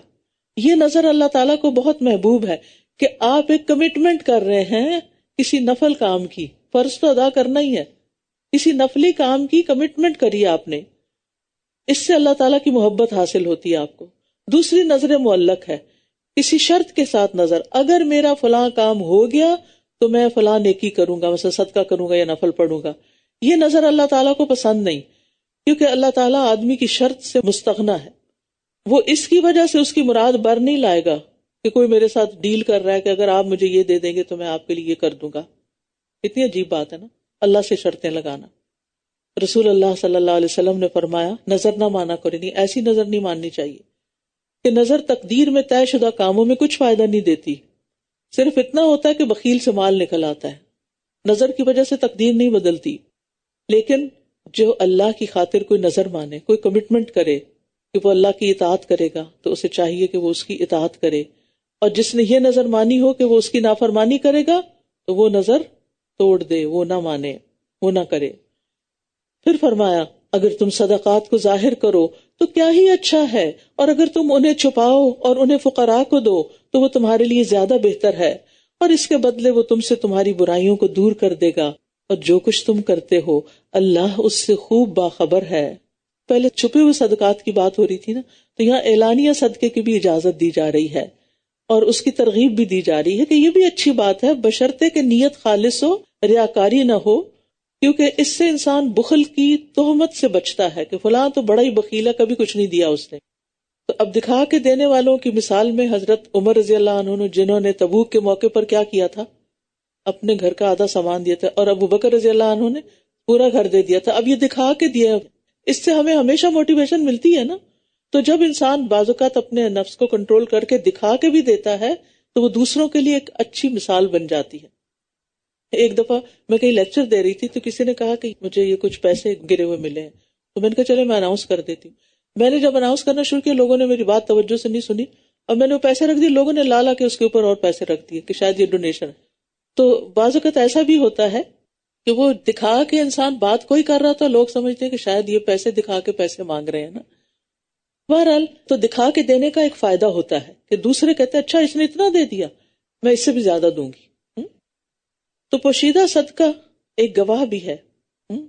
جب کوئی فوت ہو جاتا ہے نا، عام طور پر لوگ جو گواہیاں دیتے ہیں اس کے حق میں، اس میں خاص طور پہ بچے یا ہماری والدہ یا والد بس دینے والے تھے، ہر ایک کو دیتے ہی رہتے تھے، ان کو دینے کا بڑا شوق تھا. تو پھر اولاد بھی ان کے نقش قدم پر چلتی ہے اور ان کے مرنے کے بعد ان کی طرف سے بھی دیتی ہے، صدقہ جاریہ. تو بہرحال یہاں دو طریقے بتائے گئے، اعلانیہ صدقہ دینا اور چھپا کے دینا. اللہ تعالیٰ نے دونوں کو اچھا قرار دیا ہے، لیکن چھپا کے دینا بہرحال سیف سائیڈ ہے کہ انسان کے اندر کوئی ریاکاری نہ آ جائے یا تکبر نہ آ جائے. اور جو چھپا کے اور دکھا کے دونوں طرح دیتے ہیں، نیت خالص کے ساتھ، وہ ایسی تجارت کی امید رکھتے ہیں جسے کبھی بھی بربادی نہیں. وَأَنفَقُوا مِمَّا رَزَقْنَاهُمْ سِرًّا وَعَلَانِيَةً يَرْجُونَ تِجَارَةً لَن تَبُورَ. قیامت کے دن 7 لوگ عرش الہی کے سائے تلے ہوں گے، ان میں سے ایک وہ کہ جس کے دائیں ہاتھ نے دیا اور بائیں کو خبر ہی نہیں کیا دیا. اور مخفی صدقہ رب کے غضب کو بجھانے کا ذریعہ ہے، قبر کی گرمی کو دور کرنے کا ذریعہ ہے. جب آپ دے رہے ہو نا، خاموشی سے کسی باکس میں ڈال رہے ہو تو پھر دعا بھی کیا کریں، یا اللہ اس سے میری قبر کی آگ ٹھنڈی کر دینا. اور اللہ الخبیر ہے، یعنی اس سے کوئی بھی خبر پوشیدہ نہیں، ہر چیز کو جانتا ہے، ہر حرکت، ہر سکون، ہر اضطراب ہر اطمینان کی خوب خبر ہے. خبیر اس کو کہتے ہیں جو پوشیدہ چیزوں کی بھی خبر رکھتا ہو. پھر فرمایا انہیں ہدایت دینا آپ کے ذمہ نہیں، لیکن اللہ جسے چاہتا ہے ہدایت دیتا ہے. اور جو مال تم خرچ کرتے ہو تو وہ تمہاری اپنی ذات کے فائدے کے لیے ہے، اور تم تو صرف اللہ کا چہرہ چاہنے کے لیے ہی خرچ کرتے ہو، اور مال میں سے جو بھی تم خرچ کرتے ہو وہ تمہیں پورا پورا واپس دے دیا جائے گا، اور تم ظلم نہ کیے جاؤ گے. یہ سب کچھ ہم صرف آگے ڈپازٹ کر رہے ہوتے ہیں، اپنے لیے آگے بھیج رہے ہوتے ہیں. کچھ بھی کسی اور کے پاس نہیں جائے گا، واپس آپ کو ملے گا. اگر کوئی آپ سے کہے کہ مجھے فلاں چیز دو میں تمہیں واپس دیتی ہوں، تو آپ دیں گے یا نہیں؟ تو واپس ہی مل جانی ہے نا، دو خوشی سے دو. تو یہ جو کچھ اللہ کے راستے ہم دے رہے ہیں واپس ملنا ہے، اس لیے خوشی سے دیں. اور خاص طور پر جن لوگوں کو دینا پسند نہ ہو. صحابہ جو تھے وہ اپنے مشرک رشتہ داروں کو دینا پسند نہیں کرتے تھے، تو انہوں نے پھر نبی صلی اللہ علیہ وسلم سے پوچھا تو آپ نے اجازت دے دی. حضرت اسماء کو اپنی والدہ کے ساتھ صلہ رحمی کی اجازت دی. اور پھر اب وہ خاص جگہ بتائی گئی ہے جہاں صدقات کرنے چاہیے. یہ صدقات ان فقراء کے لیے ہیں جو اللہ کے راستے میں گھیر لیے گئے، جو زمین میں معاش کے لیے چلنے پھرنے کی استطاعت نہیں رکھتے. نا واقف حال ان کے سوال نہ کرنے کی وجہ سے انہیں مالدار سمجھتا ہے. آپ انہیں ان کے چہرے کی علامت سے پہچان لیں گے. وہ لوگوں سے لپٹ کر سوال نہیں کرتے، اور مال میں سے جو بھی تم خرچ کرتے ہو تو یقیناً اللہ اس کو خوب جاننے والا ہے. بات یہ ہے کہ یہاں ان مہاجرین کی بات کی جا رہی ہے کہ جنہوں نے ہجرت کی تھی. اپنے گھروں میں وہ اچھے بھلے تھے، لیکن جب اللہ کی خاطر اپنے گھر بار چھوڑ کر مدینہ آ گئے تو کنگال ہو گئے. تو اب مسلمانوں کو خاص تلقین کی جا رہی ہے کہ جو لوگ ہمہ وقتی کارکن ہیں، دین کے راستے میں اپنے آپ کو وقف کیے ہوئے ہیں، وہ تمہارے مال کے زیادہ حقدار ہیں. اور پھر مسکین وہ نہیں ہوتا جو سوال کرتا ہے اور ایک دو کھجوریں کوئی دے دے، اور اصل مسکین وہ ہے جو سوال سے بچے، کہ سفید پوش ہے، ضرورت مند ہے، ضرورت بتاتا نہیں. لا یسألون الناس الحافا، لوگوں سے چمٹ کر اصرار کر کے پیچھے پڑ کے نہیں مانگتے. پیچھے بتایا گیا کس کو دینا ہے، کیسے دینا ہے، اب یہ بتایا گیا کس وقت دینا ہے. الذین ينفقون اموالهم باللیل والنہار سرا وعلانیہ فلہم اجرہم عند ربہم ولا خوف علیہم ولا ہم یحزنون. وہ لوگ جو اپنے مال رات اور دن چھپے اور کھلے خرچ کرتے ہیں تو ان کے لیے ان کا اجر ان کے رب کے پاس ہے، اور ان پر نہ کوئی خوف ہوگا اور نہ ہی وہ غمگین ہوں گے. آ رہا ہے رمضان، موقع خرچ کرنے کا، دن کو بھی اور رات کو بھی. دن کو روزے کی حالت میں دورہ قرآن پہ جاتے ہوئے، اور رات کو قیام کے لیے مسجد جاتے ہوئے. دونوں اوقات کھلے ہیں، سرن و علانیہ، اور دونوں طرح دے سکتے ہیں. اور اس کا نتیجہ آپ کو دنیا میں کیا ملے گا؟ خوف اور غم سے نجات ہوگی، دل میں اللہ کی محبت بھر جائے گی. اس کے مقابلے میں جس چیز کو شدید کنڈیم کیا گیا وہ ربا ہے، سود ہے. وہ لوگ جو سود کھاتے ہیں وہ قیامت کے دن کھڑے نہ ہو سکیں گے مگر جیسے وہ شخص کھڑا ہوتا ہے جسے شیطان نے چھو کر خپتی بنا دیا ہو. یہ اس وجہ سے ہے کہ وہ کہتے ہیں کہ بے شک تجارت بھی سود ہی کی طرح ہے، حالانکہ تجارت کو اللہ نے حلال کیا ہے اور سود کو حرام. تو جس کے پاس اس کے رب کی طرف سے کوئی نصیحت آ جائے اور وہ باز آ جائے تو جو پہلے ہو چکا ہے وہ اسی کا ہے، اور اس کا معاملہ اللہ کے سپرد ہے. اور جو کوئی دوبارہ لوٹ آئے تو یہی لوگ آپ کے ساتھی ہیں، وہ اس میں ہمیشہ رہنے والے ہیں. تو اس سے کیا پتہ چلتا ہے کہ اللہ تعالیٰ صدقات کو پسند کرتا ہے لیکن سود کو ناپسند کرتا ہے. سود کیا ہے؟ ربا کیا ہے؟ ربا کا مطلب تو بڑھنا، یعنی کسی کو اگر آپ نے قرضہ دیا ہے تو واپس اتنی اماؤنٹ لینے کی بجائے اس سے زیادہ فکس کر کے لیں. تو جو فکس کیا ہوا مال ہوتا ہے وہ ربا شمار ہوتا ہے. اور یہاں اس آیت سے یہ بھی پتہ چلتا ہے کہ شیطان انسان کو نقصان پہنچانے کی کوشش کرتا ہے، خصوصاً اس کے دماغ پہ حملہ آور ہوتا ہے، اسے چوکے مارتا ہے، غصہ دلاتا ہے. اسی لیے من ہمزات الشیاطین سے پناہ مانگی گئی ہے. پھر اسی طرح شیطان انسان کو بھلواتا بھی ہے. حضرت ایوب علیہ السلام نے کہا تھا انی مسنی الشیطان بنصب وعذاب، بے شک شیطان نے مجھے بڑا دکھ اور تکلیف پہنچائی ہے. یعنی بعض بیماریوں کا سبب بھی شیطان بنتا ہے. اور یاد رکھیے اس آیت میں سود خوروں کے لیے وعید بھی ہے. جابر رضی اللہ عنہ کہتے ہیں رسول اللہ صلی اللہ علیہ وسلم نے لعنت فرمائی سود کھانے والے پر، سود دینے والے پر، سود لکھنے والے پر، اور سودی لین دین کے گواہوں پر، اور آپ نے فرمایا وہ سب گناہ میں برابر ہیں. پھر فرمایا یمحق اللہ الربا ویربی الصدقات، اللہ سود کو مٹاتا ہے اور صدقات کو بڑھاتا ہے، اور اللہ کسی بھی ناشکرے سخت گناہگار کو پسند نہیں کرتا۔ یعنی انسان مالدار ہو کر محتاج کو قرض بھی مفت میں نہ دے جب تک کہ سود نہ لے تو یہ نعمت کی سخت ناشکری ہے۔ ان الذین آمنوا وعملوا الصالحات، بے شک وہ لوگ جو ایمان لائے اور انہوں نے نیک اعمال کیے اور نماز قائم کی اور زکوٰۃ ادا کی، ان کے لیے ان کا اجر ان کے رب کے پاس ہے، ان پر کوئی خوف نہ ہوگا اور نہ ہی وہ غمگین ہوں گے۔ اے لوگو جو ایمان لائے ہو، اللہ سے ڈرو اور سود میں سے جو لوگوں کے ذمہ باقی رہ گیا ہو اسے چھوڑ دو اگر تم واقعی مومن ہو۔ پھر اگر تم ایسا نہیں کرتے تو جان لو کہ تمہارے لیے اللہ اور اس کے رسول کی طرف سے اعلان جنگ ہے، اور اگر تم توبہ کر لو تو تمہارے اصل مال تمہارے لیے ہیں، نہ تم ظلم کرو گے اور نہ تم پر ظلم کیا جائے گا۔ یعنی اگر تم نے سود نہ چھوڑا تو اللہ اور رسول کی طرف سے اعلان جنگ ہے۔ یہ وہ وعید ہے جو کسی اور جرم کے بارے میں نہیں دی گئی اتنے واضح الفاظ میں۔ پھر فرمایا اور اگر وہ مقروض تنگ دست ہو تو آسانی تک مہلت دینا ہوگی، اور اگر تم اصل قرض یعنی صدقہ کر دو تو وہ تمہارے لیے بہتر ہے اگر تم جانتے ہو۔ یعنی تنگ دست کو مہلت دو یا اس کا قرضہ ہی معاف کر دو، کیونکہ جاہلیت میں قرض ادا نہ کرنے کی صورت میں سود در سود سے اصل رقم میں اضافہ ہوتا جاتا تھا۔ بعض اوقات تھوڑی سی رقم ایک پہاڑ بن جاتی تھی، جو اصل مال ہوتا تھا اس سے کئی گنا زیادہ لوٹانا پڑتا تھا اور ادائیگی ناممکن ہو جاتی۔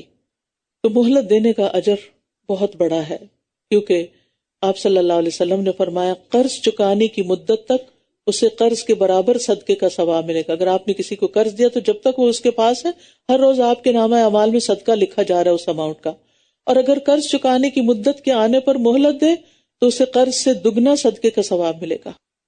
نبی صلی اللہ علیہ وسلم نے فرمایا جس نے اپنے قرض دار کو مہلت دی یا قرض معاف کر دیا تو اللہ تعالیٰ اسے قیامت کے دن اپنا سایہ عطا فرمائے گا۔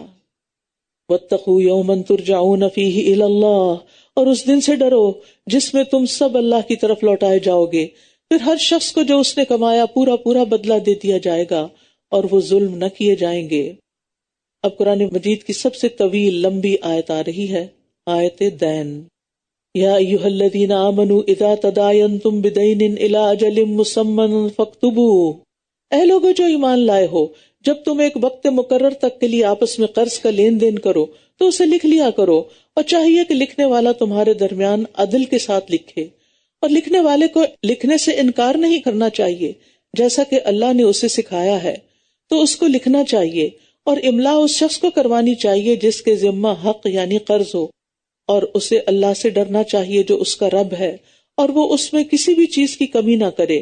پھر اگر وہ شخص جس کے ذمہ حق یعنی قرض ہو وہ ناسمجھ یا کمزور ہو یا املا کروانے کی خود استطاعت نہ رکھتا ہو تو اس کا ولی عدل کے ساتھ املا کروائے، اور اپنے مردوں میں سے 2 کو گواہ بنا لو۔ پھر اگر 2 مرد نہ ہوں تو ان گواہوں میں سے جنہیں تم پسند کرتے ہو 1 مرد اور 2 عورتیں گواہی دیں۔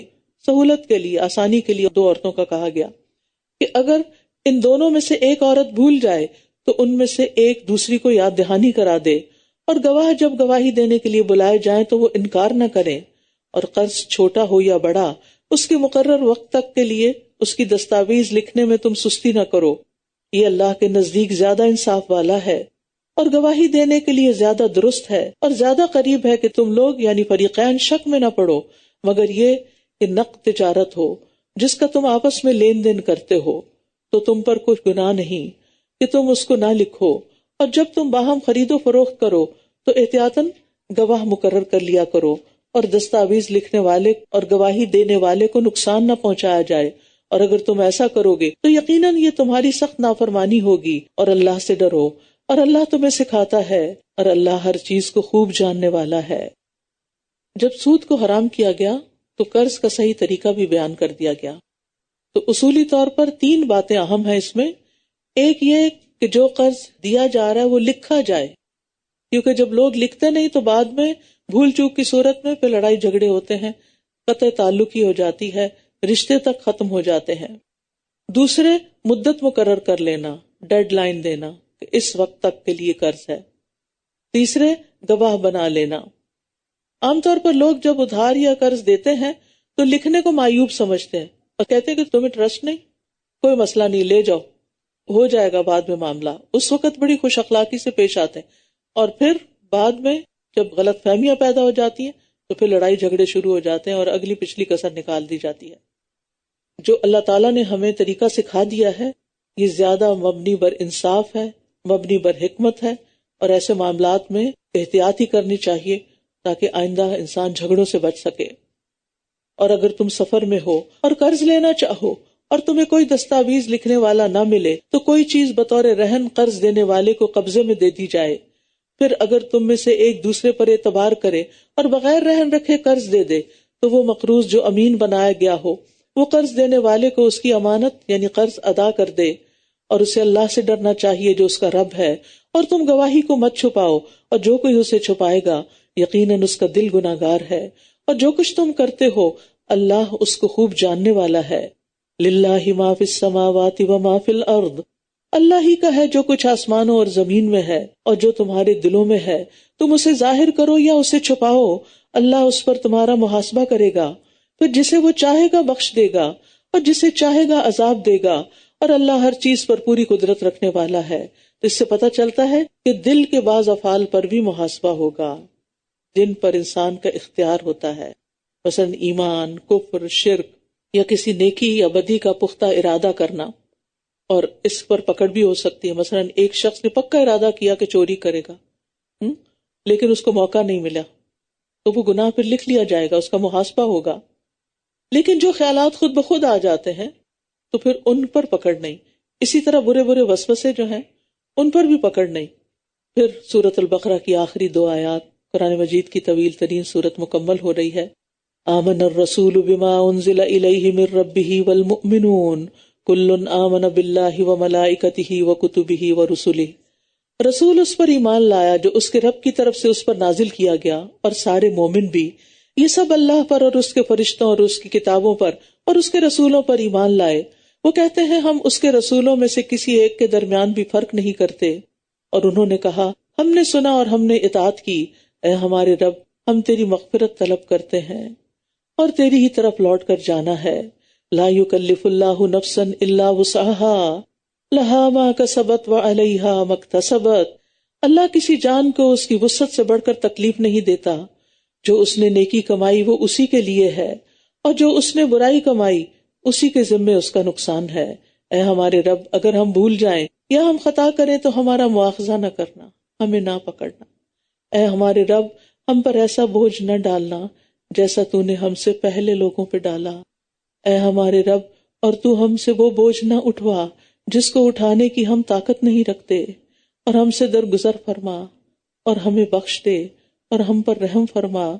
تو ہی ہمارا مولا ہے، بس کافر قوم کے مقابلے میں ہماری مدد فرما.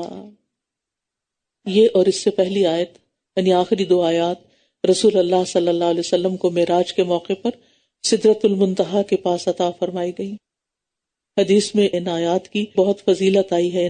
فرمایا کہ جو شخص رات کو سورۃ البقرہ کی آخری 2 آیتیں پڑھ لے وہ اس کے لیے کافی ہو جائیں گی. اور پھر یہ عرش کے خاص خزانے سے نبی صلی اللہ علیہ وسلم کو عطا کی گئی. سورۃ آل عمران. الف لام میم اللہ لا الہ الا هو الحی القیوم.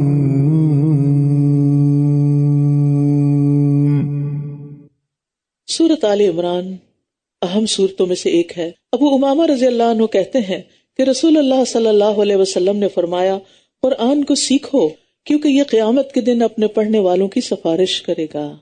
چاہتے ہیں آپ سفارش تو اس کو پڑھا کریں. 2 روشن صورتیں یعنی سورۃ البقرہ اور سورۃ آل عمران کو سیکھو کیونکہ یہ دونوں صورتیں قیامت کے دن سائبانوں کی شکل یا پرندوں کی 2 صف بستہ ٹولیوں کی شکل میں آئیں گی اور اپنے پڑھنے والوں کا دفاع کریں گی، ان کو پروٹیکٹ کریں گی. الف لام میم اللہ لا الہ الا هو الحی القیوم. اللہ اس کے سوا کوئی معبود نہیں، وہ ہمیشہ سے زندہ سب کو قائم رکھنے والا ہے. یہ دونوں نام بہت اہم نام ہیں. ان ناموں کے ساتھ جب اللہ تعالیٰ کو پکارا جاتا ہے تو دعائیں قبول ہوتی ہیں۔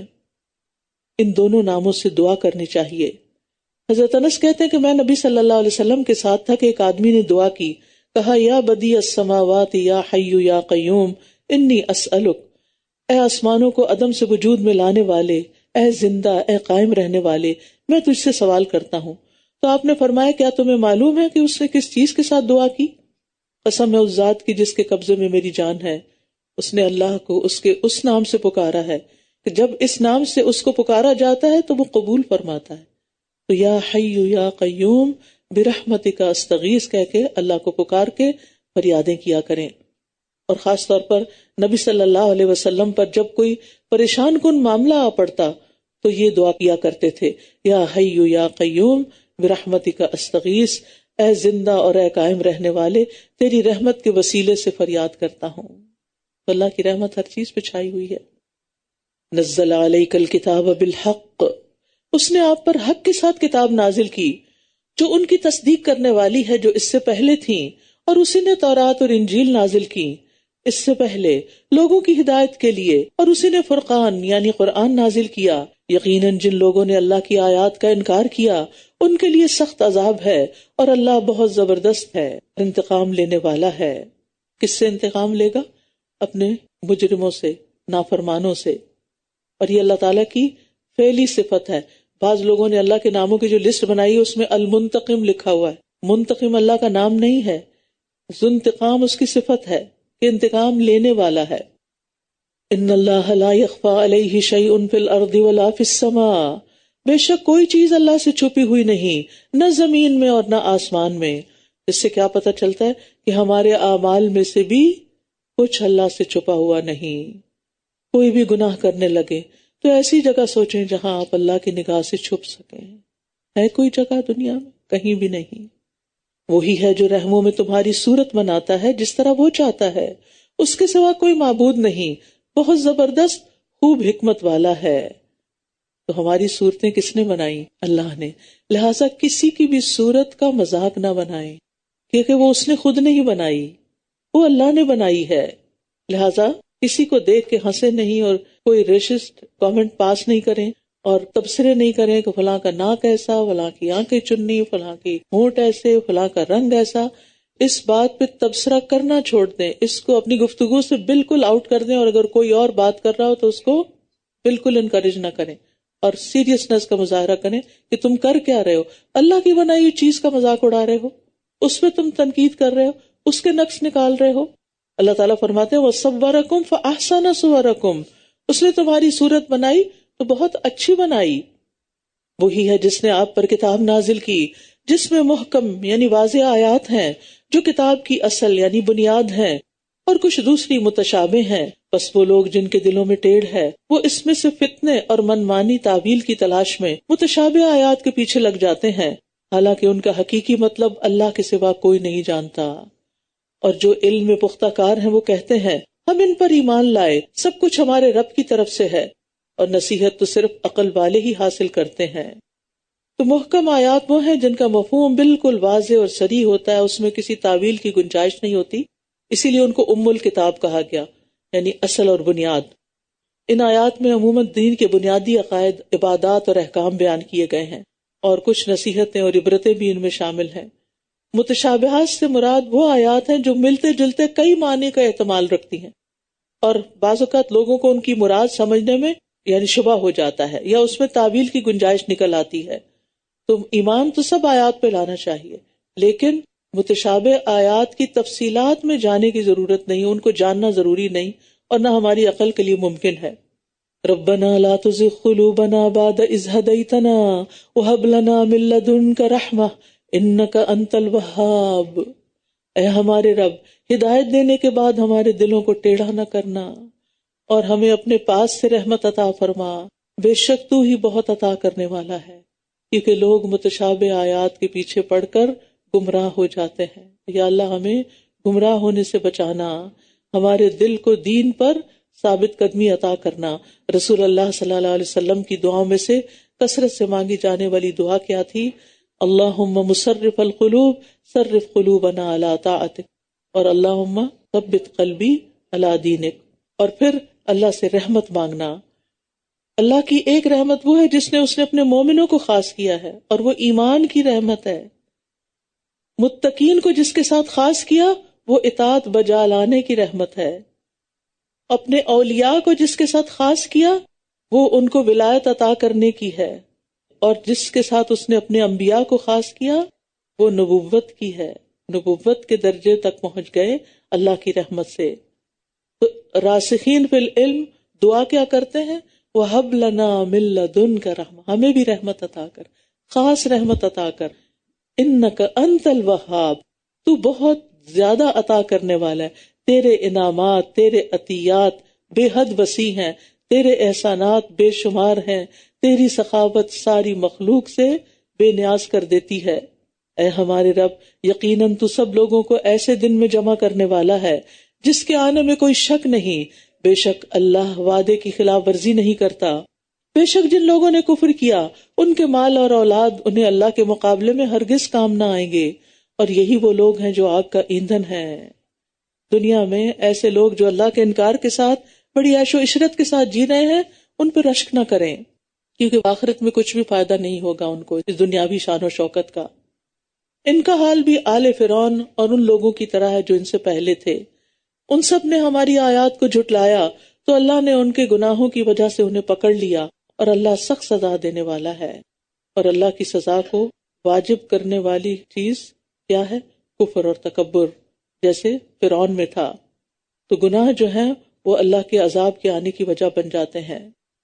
آپ کفر کرنے والوں سے کہہ دیجئے کہ ان قریب تم بھی مغلوب کیے جاؤ گے اور جہنم کی طرف اکٹھے کیے جاؤ گے، اور وہ بہت برا ٹھکانہ ہے. یقیناً تمہارے لیے ان دو گروہوں میں جو بدر کے دن آمنے سامنے ہوئے عبرت کی ایک نشانی ہے. ایک گروہ اللہ کے راستے میں لڑ رہا تھا جبکہ دوسرا گروہ کافر تھا. وہ انہیں اپنی آنکھوں سے اپنے سے دگنا دیکھ رہے تھے، اور اللہ اپنی مدد کے ساتھ تائید کرتا ہے جس کی وہ چاہتا ہے. بے شک اس میں اہل بصیرت کے لیے بھرپور عبرت ہے. تو ہمیں اسباب کی بجائے مسبب الاسباب پر توکل کرنا چاہیے، کیونکہ اصل مدد اللہ کی طرف سے آتی ہے. جیسے بدر کے دن مسلمانوں کی مدد ہوئی.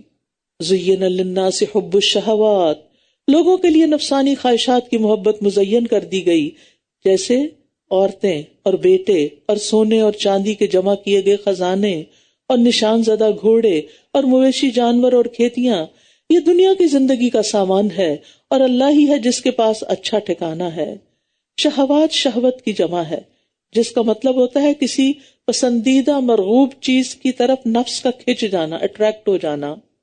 اور یہاں شہوات سے مراد وہ چیزیں ہیں جو انسان کو بہت اچھی لگتی ہیں، لیکن اللہ تعالیٰ نے ان سب کو متاع کہا ہے. متاع وہ ہوتا ہے جس سے تھوڑی دیر کے لیے فائدہ اٹھایا جائے. اس چیز کی طرف متوجہ کرنا مقصود ہے کہ انسان ان چیزوں کی محبت میں پھنس کر اللہ کے دین سے غافل نہ ہو جائے اور انہیں فخر اور زینت کا ذریعہ نہ سمجھ بیٹھے، غرور اور تکبر پر نہ اتر آئے. ورنہ اگر یہ ساری چیزیں بھی انسان کے پاس ہوں اور انسان ان کو اللہ کی نعمت سمجھتے ہوئے شکر ادا کرے تو یہ آخرت کے لیے ذخیرہ بن جائیں گی. یعنی اس کا یہ مطلب نہیں کہ یہ چیزیں ناپسندیدہ ہیں یا کسی کے پاس ہونی نہیں چاہیے اور ان سے محرومی کوئی زیادہ بڑی نیکی ہے. ان کا ہونا بھی خیر کا باعث ہے اگر ان کو خیر کے رستے میں استعمال کیا جائے. عورت کے فتنے کو سب سے بڑا فتنہ کہا گیا. آپ نے فرمایا میرے بعد مردوں کے لیے کوئی فتنہ عورتوں سے بڑھ کر نقصان دہ نہیں، لیکن عورت ہی کو دنیا کی بہترین متاع قرار دیا گیا. آپ نے فرمایا یہ دنیا متاع ہے اور اس کی بہترین متاع نیک عورت ہے. تو اس سے کیا پتہ چلتا ہے کہ نیک عورت بہترین متاع ہے، لیکن اگر کسی عورت کی وجہ سے مرد بگڑ رہا ہے تو وہ اس کے لیے ہلاکت کا باعث ہے. تو انسان کے پاس دنیا ہو لیکن دنیا میں دل نہ ہو. دل کہاں ہو؟ آخرت میں ہو. ان چیزوں کو دنیاوی زندگی کی ضرورت سمجھ کر استعمال کیا جائے، لیکن ساری توقعات اور خواہشات اور محبتیں آخرت کے لیے ہوں. اور دنیا کی زینت استعمال کرنے میں لوگوں کی دو قسمیں ہوتی ہیں. ایک وہ ہوتے ہیں جو ان چیزوں کو اپنا مقصد زندگی بنا لیتے ہیں. ہمیں یہ بھی چاہیے، یہ بھی چاہیے، یہ بھی چاہیے. ایک چیز مل جاتی ہے تو دوسری، دوسری کے بعد تیسری، اور پھر ان کی ساری انرجیز انہی چیزوں کے حصول میں لگ جاتی ہیں. لیکن کچھ لوگ ان چیزوں کو حاصل کرتے ہیں حلال جائز طریقے سے، اور پھر ان سب چیزوں کو آخرت کے حصول کا ذریعہ بنا لیتے ہیں. اللہ ہمیں اس دوسری کیٹیگری میں شامل کرے، کیونکہ اسی مال اور اسی اولاد اور انہی تمام نعمتوں اور سہولتوں کے ساتھ انسان دین کے بڑے بڑے کام کر سکتا ہے، اللہ کی عبادت آسانی کے ساتھ کر سکتا ہے، حج عمرے کر سکتا ہے، خیر کے بہت سے کام کر سکتا ہے، اپنے لیے صدقہ جاریہ کے پروجیکٹ کر سکتا ہے۔ پھر فرمایا کہہ دیجئے کیا میں تمہیں اس سے بہتر چیز کی خبر نہ دوں؟ جن لوگوں نے تقوی اختیار کیا ان کے لیے ان کے رب کے پاس باغات ہیں جن کے نیچے نہریں بہ رہی ہیں، جن میں وہ ہمیشہ رہنے والے ہیں، اور ان کے لیے پاکیزہ بیویاں اور اللہ کی طرف سے رضامندی ہے، اور اللہ بندوں کو خوب دیکھنے والا ہے۔ یہاں کمپیریزن کر کے بتا دیا کہ ایک طرف دنیا میں یہ سب کچھ مل گیا تمہیں، لیکن دوسری طرف آخرت میں جو کچھ ہے وہ اس سے کہیں زیادہ بہتر ہے، کیونکہ جنت میں کوڑا رکھنے کی جگہ بھی دنیا و ما فیہا سے بہتر ہے، اور ان سب چیزوں سے بہتر کیا ہے؟ اللہ کی رضامندی، ورضوان اللہ اکبر۔ یہ جنت کی نعمتوں میں سے سب سے افضل نعمت ہے، لہٰذا ہمیں ہر نیک عمل کے بعد یہ فکر اور خواہش ہونی چاہیے کہ اللہ آپ اس سے راضی ہو جائیں۔ الذین یقولون ربنا ربنا اننا آمنا فاغفر لنا ذنوبنا وقنا عذاب النار، یہ وہ لوگ ہیں جو کہتے ہیں اے ہمارے رب، بے شک ہم ایمان لائے، تو ہمارے گناہوں کو بخش دے اور ہمیں آگ کے عذاب سے بچا لے۔ اس سے کیا پتہ چلتا ہے کہ نیک عمل کے وسیلے سے دعا کرنی چاہیے۔ یہاں وہ ایمان کا واسطہ دے کر دعا کرے، اللہ ہم ایمان لے آئے ہیں، اب آپ ہمیں بخش دے، یعنی اس طرح سے بھی دعا قبول ہوتی ہے، جیسے وہ غار میں پھنسنے والوں نے اپنے نیک اعمال کو وسیلہ بنا کے دعا کی تھی۔ کون ہیں یہ ایمان لانے والے اور ان کے کیا ہیں نیک اعمال؟ الصابرین والصادقین والقانتین والمنفقین والمستغفرین بالاسحار، جو صبر کرنے والے، سچ بولنے والے اور اطاعت کرنے والے، اللہ کی راہ میں خرچ کرنے والے اور سحری کے اوقات میں استغفار کرنے والے ہیں۔ اللہ ہمیں یہ ساری صفات عطا کر دے۔ صادق وہ ہوتے ہیں جن کی نیتیں بھی سچی ہوں، اعمال بھی کھرے ہوں، ان کے دل اور زبانیں مستقیم ہوں، چھپے ہوئے اور اعلانیہ سب کاموں میں سچے ہوں، رب کے فرما بردار ہوں، قانتین ہوں، متقین ہوں۔ متقین وہ ہیں جو اللہ کی اطاعت میں جہاں جہاں اللہ نے جو کرنے کا حکم دیا اللہ کی خاطر کرتے ہیں۔ اور رات کا آخری حصہ کیوں اہم ہے؟ نبی صلی اللہ علیہ وسلم نے فرمایا جب رات کا پہلا تہائی حصہ گزر جاتا ہے تو اللہ تعالیٰ آسمان دنیا پر نزول کرتے ہیں اور فرماتے ہیں میں بادشاہ ہوں، کون ہے جو مجھ سے دعا کرے کہ میں اسے قبول کر لوں، کون ہے جو مجھ سے سوال کرے کہ میں اسے عطا کر دوں، کون ہے جو مجھ سے بخشش طلب کرے کہ میں اسے بخش دوں۔ بس مسلسل طلوع فجر تک ایسے ہی ہوتا رہتا ہے، لہٰذا اس وقت سے فائدہ اٹھانا ہے۔ شہد اللہ انہ لا الہ الا هو والملائکۃ واولو العلم قائما بالقسط لا الہ الا هو العزیز الحکیم۔ اللہ نے گواہی دی کہ اس کے سوا کوئی معبود نہیں، اور فرشتوں اور اہل علم نے بھی، اور یہ کہ وہ انصاف پر قائم ہے، اس کے سوا کوئی معبود نہیں، بہت زبردست خوب حکمت والا ہے۔ اور ہم سب کی بھی یہی گواہی ہے۔ ان الدین عند اللہ الاسلام، بے شک اللہ کے نزدیک دین تو اسلام ہی ہے۔ اور اہل کتاب نے علم آ جانے کے بعد محض باہمی ضد کی بنا پہ اختلاف کیا، اور جو اللہ کی آیات کا انکار کرے تو یقیناً اللہ جلد حساب لینے والا ہے۔ یاد رکھیے اللہ نے جتنے بھی انبیاء بھیجے سب کا دین اسلام تھا، اور اہل کتاب نے حقیقت جان لی کہ نبی صلی اللہ علیہ وسلم جو دین پیش کر رہے ہیں وہ اسلام ہی ہے، اور آپ اللہ کے سچے اور آخری نبی ہیں، لیکن حسد، بغض اور اناد کی بنا پر انہوں نے اس سے انحراف کر لیا۔ پھر اگر وہ آپ سے جھگڑا کریں تو آپ کہہ دیجئے کہ میں نے اپنا چہرہ اللہ کے سپرد کر دیا، اور اس نے بھی جس نے میری پیروی کی۔ اور اہل کتاب اور امی یعنی ان پڑھ لوگوں سے پوچھئے کہ کیا تم اسلام لاتے ہو؟ پھر اگر وہ اسلام لے آئیں تو یقیناً وہ ہدایت پا گئے، اور اگر وہ منہ موڑ جائیں تو بے شک آپ کے ذمہ صرف پہنچا دینا ہے، اور اللہ بندوں کو خوب دیکھنے والا ہے، یعنی پھر وہ خود ان سے نپٹ لے گا۔ بے شک وہ لوگ جو اللہ کی آیات کا انکار کرتے ہیں اور نبیوں کو ناحق قتل کرتے ہیں، اور لوگوں میں سے جو انصاف کرنے کا حکم دیتے ہیں انہیں بھی قتل کر دیتے ہیں، تو آپ انہیں دردناک عذاب کی خوشخبری دے دیجئے۔ یہی وہ لوگ ہیں جن کے اعمال دنیا اور آخرت میں برباد ہو گئے، اور ان کے لیے کوئی بھی مددگار نہ ہوگا۔ یہ بہت بڑا جرم ہے جو اعمال کو بھی برباد کر دیتا ہے۔ کیا آپ نے ان لوگوں کو نہیں دیکھا جو کتاب کا کچھ حصہ دیے گئے تھے، وہ باہمی جھگڑوں میں فیصلے کے لیے کتاب اللہ کی طرف بلائے جاتے ہیں تاکہ وہ ان کے درمیان فیصلہ کرے، پھر ان میں سے ایک گروہ منہ پھیر لیتا ہے اور وہ ہیں ہی روگردانی کرنے والے. یہ اس وجہ سے ہے کہ وہ کہتے ہیں کہ ہمیں چند گنے ہوئے دنوں کے سوا آگ ہرگز نہ چھوئے گی، اور انہیں ان کے دین کے بارے میں ان باتوں نے دھوکے میں مبتلا کر رکھا ہے جو وہ خود گھڑتے ہیں. خود ساختہ دین بنا رکھا ہے، خود فریبی. پھر کیا حال ہوگا جب ہم انہیں ایسے دن میں جمع کریں گے جس کے آنے میں کوئی شک نہیں، اور ہر شخص کو اس کی کمائی کا پورا پورا بدلہ دے دیا جائے گا اور ان پر ظلم نہ کیا جائے گا. قل اللہم مالک الملک تؤتی الملک من تشاء وتنزع الملک ممن تشاء وتعز من تشاء وتذل من تشاء بیدک الخیر انک علی کل شیء قدیر. کہہ دیجئے اے اللہ، ساری بادشاہت کے مالک، جسے تو چاہتا ہے بادشاہت عطا کرتا ہے، اور جس سے تو چاہتا ہے بادشاہت چھین لیتا ہے، اور جسے تو چاہتا ہے عزت دیتا ہے، اور جسے تو چاہتا ہے ذلت دیتا ہے. ساری بھلائی تیرے ہی ہاتھ میں ہے، بے شک تو ہر چیز پر پوری طرح قدرت رکھنے والا ہے. تو ہی رات کو دن میں داخل کرتا ہے اور دن کو رات میں داخل کرتا ہے، اور تو ہی زندہ کو مردہ سے نکالتا ہے اور مردہ کو زندہ سے نکالتا ہے، اور تو جسے چاہتا ہے بے حساب رزق عطا کرتا ہے. لا يتخذ المؤمنون الكافرین اولیاء من دون المؤمنین. مومنوں کو چھوڑ کر کافروں کو دلی دوست نہ بنائے، اور جو ایسا کرے گا تو وہ اللہ کی طرف سے کسی چیز یعنی حمایت میں نہیں، مگر یہ کہ تم ان کے شر سے بچو جیسا کہ بچنے کا حق ہے، اور اللہ تمہیں اپنی ذات سے ڈراتا ہے اور اللہ ہی کی طرف پلٹنا ہے. یعنی مومنوں کے سوا کسی کو دلی رازدان نہ بناؤ، گہری دوستی نہ کرو، لیکن ان سے مدارات اور اچھا سلوک اور مہربانی کا معاملہ کر سکتے ہو، تعلقات رکھ سکتے ہو، میل جول اور لین دین ہو سکتا ہے. نبی صلی اللہ علیہ وسلم کا ہر طرح کے لوگوں کے ساتھ میل جول تھا اور لین دین تھا، لیکن اس چیز سے منع کیا گیا ہے کہ جس میں انسان مسلمانوں کے راز دوسروں کو دے دے. کہہ دیجیے اگر تم اسے چھپاؤ جو تمہارے سینوں میں ہے یا اسے ظاہر کر دو، اللہ اسے جانتا ہے، اور وہ جانتا ہے جو آسمانوں میں ہے اور جو زمین میں ہے، اور اللہ ہر چیز پر پوری طرح قدرت رکھنے والا ہے. وہ دن جس میں ہر شخص نیکی اور برائی میں سے جو بھی اس نے عمل کیا ہوگا اپنے سامنے موجود پائے گا. وہ چاہے گا کاش اس کے درمیان اور اس کی برائی کے درمیان دور کا فاصلہ ہوتا، اور اللہ تمہیں اپنی ذات سے ڈراتا ہے، اور اللہ بندوں پر بہت شفقت کرنے والا ہے.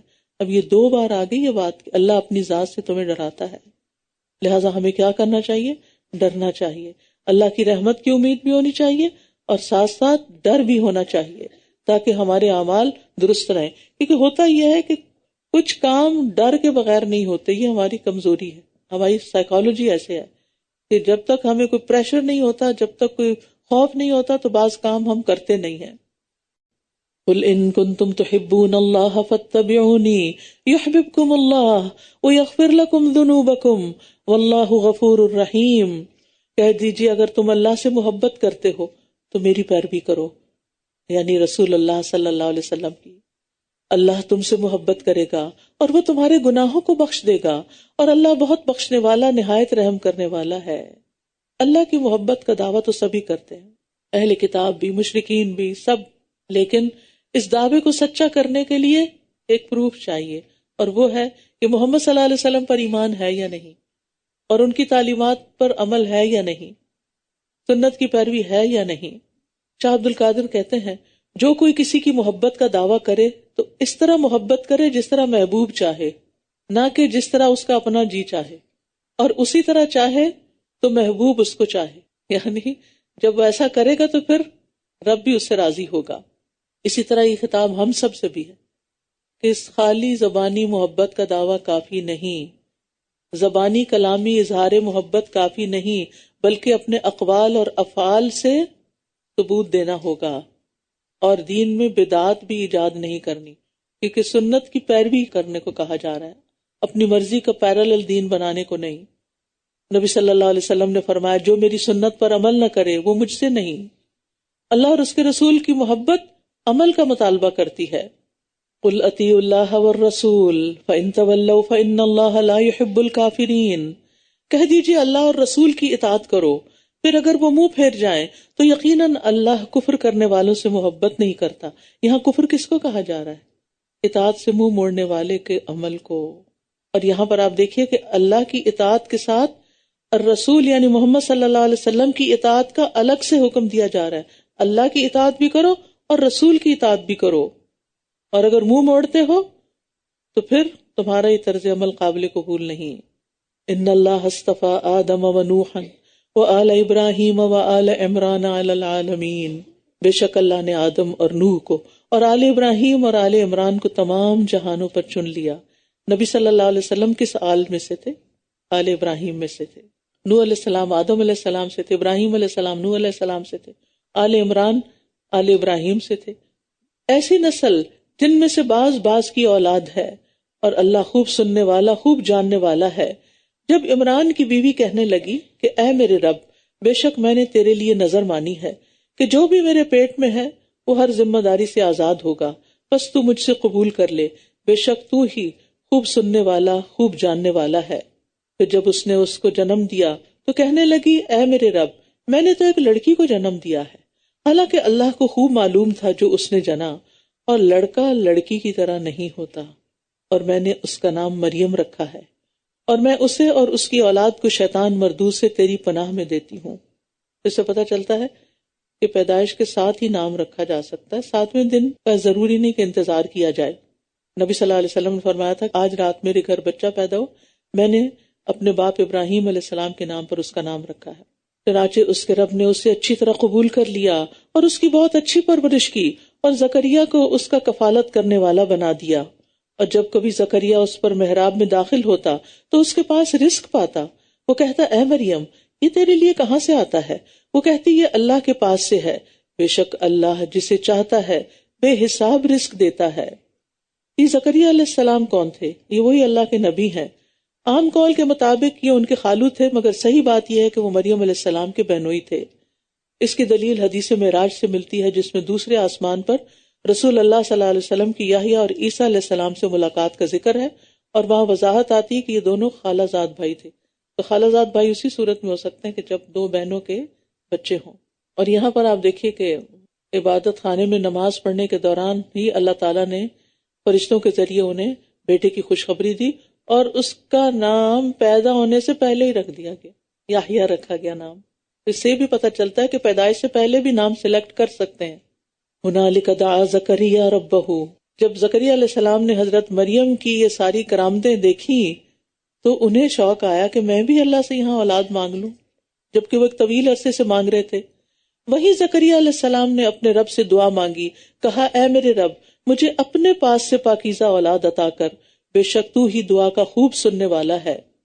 تو فرشتوں نے اس کو پکارا جب وہ محراب میں کھڑا نماز پڑھ رہا تھا کہ اللہ تجھے یحییٰ کی خوشخبری دیتا ہے، جو اللہ کے ایک کلمہ یعنی عیسیٰ کی تصدیق کرنے والا ہوگا، اور سردار اور نہایت پاک باز اور صالحین میں سے ایک نبی ہوگا. اس نے کہا اے میرے رب، میرے ہاں لڑکا کیسے ہوگا جبکہ مجھے بڑھاپا آ پہنچا ہے اور میری بیوی بھی بانجھ ہے؟ فرمایا اسی طرح اللہ جو چاہتا ہے کرتا ہے. اس نے کہا اے میرے رب، میرے لیے کوئی نشانی مقرر کر دیجئے. فرمایا تمہاری نشانی یہ ہوگی کہ تم 3 دن تک لوگوں سے اشارے کے سوا کلام نہ کر سکو گے، اور اس دوران اپنے رب کا کثرت سے ذکر کرنا اور صبح اور شام اس کی تسبیح بیان کرتے رہنا. جب اللہ نعمت دے تو پھر کیا کرنا چاہیے؟ اللہ ہی کو یاد کرنا چاہیے، اور خاص طور پر تسبیح کرنی چاہیے، اللہ کی پاکی بیان کرنی چاہیے. اور جب فرشتوں نے کہا اے مریم، بے شک اللہ نے تجھے چن لیا اور تجھے پاک کر دیا ہے، اور تمام جہان کی عورتوں پر تجھے منتخب کر لیا ہے. یہاں مریم علیہ السلام کی فضیلت پتہ چلتی ہے. یا مریم اقنتی لربک واسجدی وارکعی مع الراکعین، اے مریم اپنے رب کی فرما برداری کرتی رہو اور سجدہ کرتی رہو اور رکوع کرنے والوں کے ساتھ رکوع کرتی رہو. کیونکہ حضرت مریم بیت المقدس میں وقف کر دی گئی تھی فی سبیل اللہ، عبادت کے لیے. اس دور میں لوگ اپنی اولاد کو بھی اس طرح وقف کر دیتے تھے کہ اپنے کاموں سے ان کو آزاد کر دیتے تھے کہ صرف دین کے کاموں کے لیے خاص ہیں. تو وہ وہیں پر ہی رہتی تھی دن رات محراب میں، اور بیت المقدس کی خادمہ بھی تھیں، تو اس لیے انہیں جماعت کے ساتھ نماز پڑھنے کا حکم ہوا. اب اس سے وہ لوگ سمجھ جائیں جو کہتے ہیں کہ عورتوں کو جماعت میں یا مسجد نہیں جانا چاہیے. وہ مسجد میں رہ بھی سکتی ہے، اعتکاف بھی کر سکتی ہے، اور جماعت سے نماز بھی پڑھ سکتی ہے. وارکعی مع الراکعین، یہ غیب کی خبروں میں سے ہے جسے ہم آپ کی طرف وحی کر رہے ہیں، ورنہ آپ ان کے پاس نہ تھے جب قرعہ اندازی کے لیے وہ اپنی قلمیں ڈال رہے تھے کہ ان میں سے کون مریم کی کفالت کرے گا، اور نہ ہی آپ ان کے پاس تھے جب وہ باہم جھگڑ رہے تھے۔ قرعہ اندازی کی ضرورت اس لیے پیش آئی کہ مریم جو تھیں وہ یہودیوں کے بہت بڑے عالم عمران کی بیٹی تھیں۔ جب ان کی والدہ نے انہیں اپنی نظر سے آگاہ کیا تو عبادت گاہ کے خدام میں جھگڑا ہو گیا۔ ہر کوئی پھر یہ چاہتا تھا کہ یہ اگر اللہ کے راستے میں دی جانے والی ہے اور ہمارے امام کی بیٹی ہے تو پھر ہمیں اس کی سرپرستی اور نگرانی کا شرف حاصل ہونا چاہیے، تو اس لیے انہوں نے قرعہ اندازی کی اور قرعہ زکریا علیہ السلام کے نام نکلا۔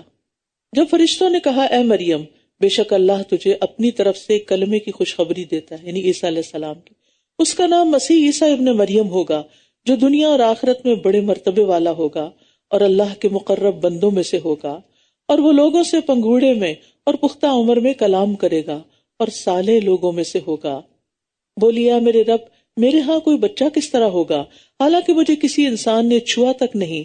فرمایا اسی طرح اللہ پیدا کرتا ہے جو وہ چاہتا ہے، جب وہ کسی کام کا فیصلہ کر لیتا ہے تو بے شک وہ اس کے لیے کہتا ہے کہ ہو جا تو وہ ہو جاتا ہے، کن فیکون۔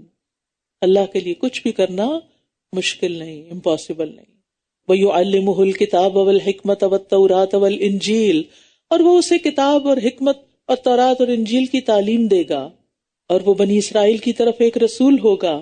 وہ کہے گا کہ میں تمہارے رب کی طرف سے تمہارے پاس ایک نشانی لایا ہوں، میں تمہارے لیے مٹی سے پرندے کی شکل کی مانند بناتا ہوں، پھر میں اس میں پھونک مارتا ہوں تو وہ اللہ کے اذن سے ایک پرندہ ہو جاتا ہے، اور میں اللہ کے اذن سے پیدائشی اندھے اور برس والے کو تندرست کر دیتا ہوں، اور میں اللہ کے اذن سے مردوں کو زندہ کر دیتا ہوں، اور میں تمہیں اس کی خبر بھی دیتا ہوں جو تم کھاتے ہو اور جو تم اپنے گھروں میں ذخیرہ کرتے ہو، اس میں تمہارے لیے یقیناً ایک نشانی ہے اگر تم مومن ہو۔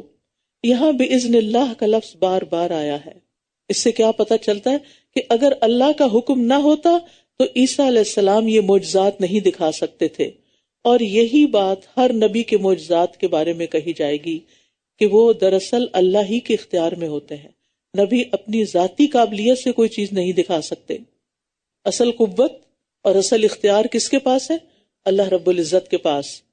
اور تورات میں سے جو میرے سامنے ہے اس کی تصدیق کرنے والا ہوں، اور تاکہ میں تمہارے لیے بعض وہ چیزیں حلال کر دوں جو تم پر حرام کی گئی تھیں، اور میں تمہارے پاس تمہارے رب کی طرف سے ایک نشانی لایا ہوں، بس اللہ سے ڈرو اور میری اطاعت کرو۔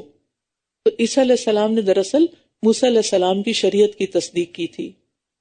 وہ تورات پر عمل کی دعوت دینے کے لیے آئے تھے، اور تورات میں سے بعض چیزیں جو بطور تشدید ان پہ حرام کی گئی تھی ان کو اللہ کے حکم سے حلال قرار دینا بھی ان کے مقصد بعثت میں شامل تھا۔ ان اللہ ربی و ربکم فاعبدوہ ھذا صراط مستقیم، بڑی اہم آیت ہے۔ بے شک اللہ ہی میرا رب ہے اور تمہارا رب بھی، بس اسی کی عبادت کرو، یہی سیدھا راستہ ہے۔ عیسیٰ علیہ السلام نے لوگوں کو کیا سکھایا کہ میرا رب اللہ ہے، میں رب نہیں ہوں، میں گاڈ نہیں ہوں، میں گاڈ کا بیٹا نہیں ہوں، میں تو بندہ ہوں۔ ان اللہ ربی و ربکم فاعبدوہ، تم سب اس کی عبادت کرو، یہی سیدھا راستہ ہے۔ پھر جب عیسیٰ علیہ السلام نے ان میں کفر محسوس کیا تو اس نے کہا کون ہے جو اللہ کی راہ میں میرے مددگار ہوں؟ حواریوں نے کہا ہم اللہ کے مددگار ہیں، ہم اللہ پر ایمان لائے اور گواہ رہیے کہ بے شک ہم مسلمان ہیں۔ تو اس سے کیا پتہ چلتا ہے؟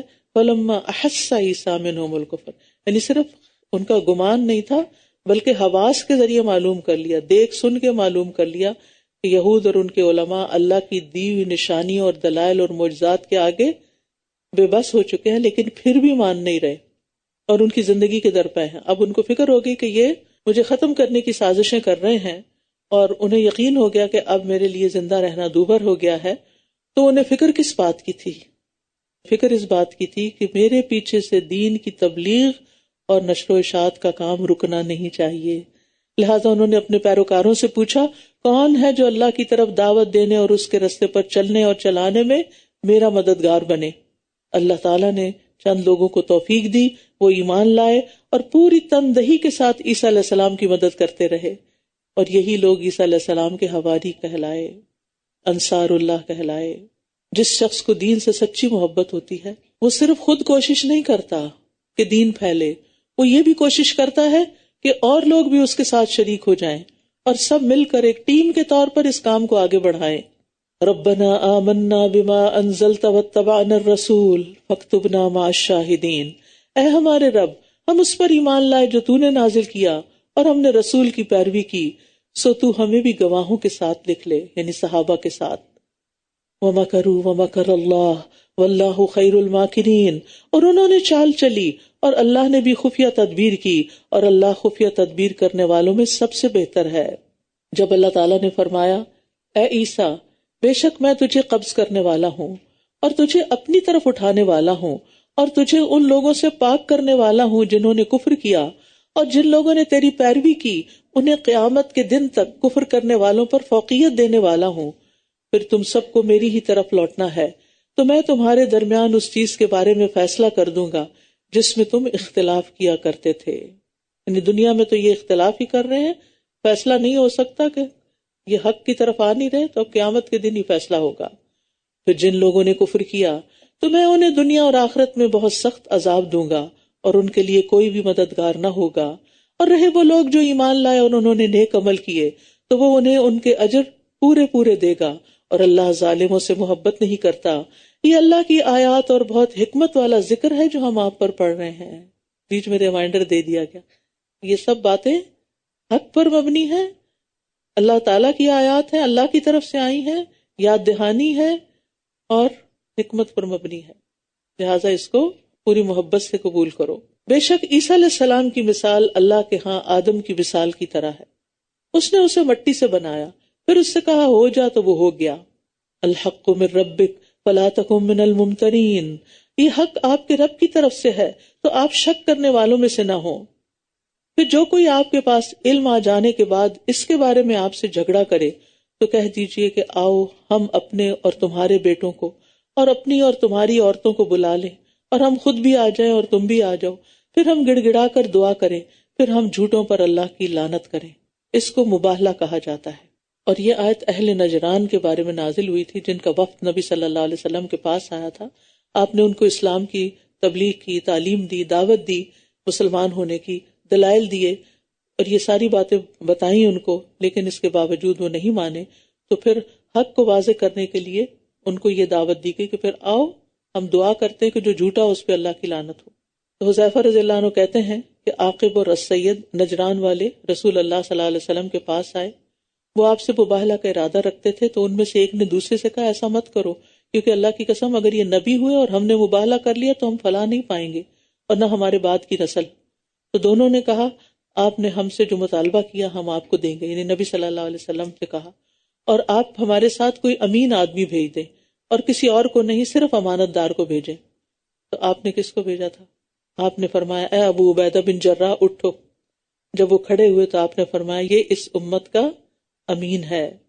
تو ابن عباس کہتے ہیں کہ اگر وہ لوگ نبی صلی اللہ علیہ وسلم سے مباہلہ کر لیتے تو اس حال میں واپس جاتے کہ نہ اپنے اہل و عیال کو پاتے اور نہ مال کو، تباہ ہو جاتے۔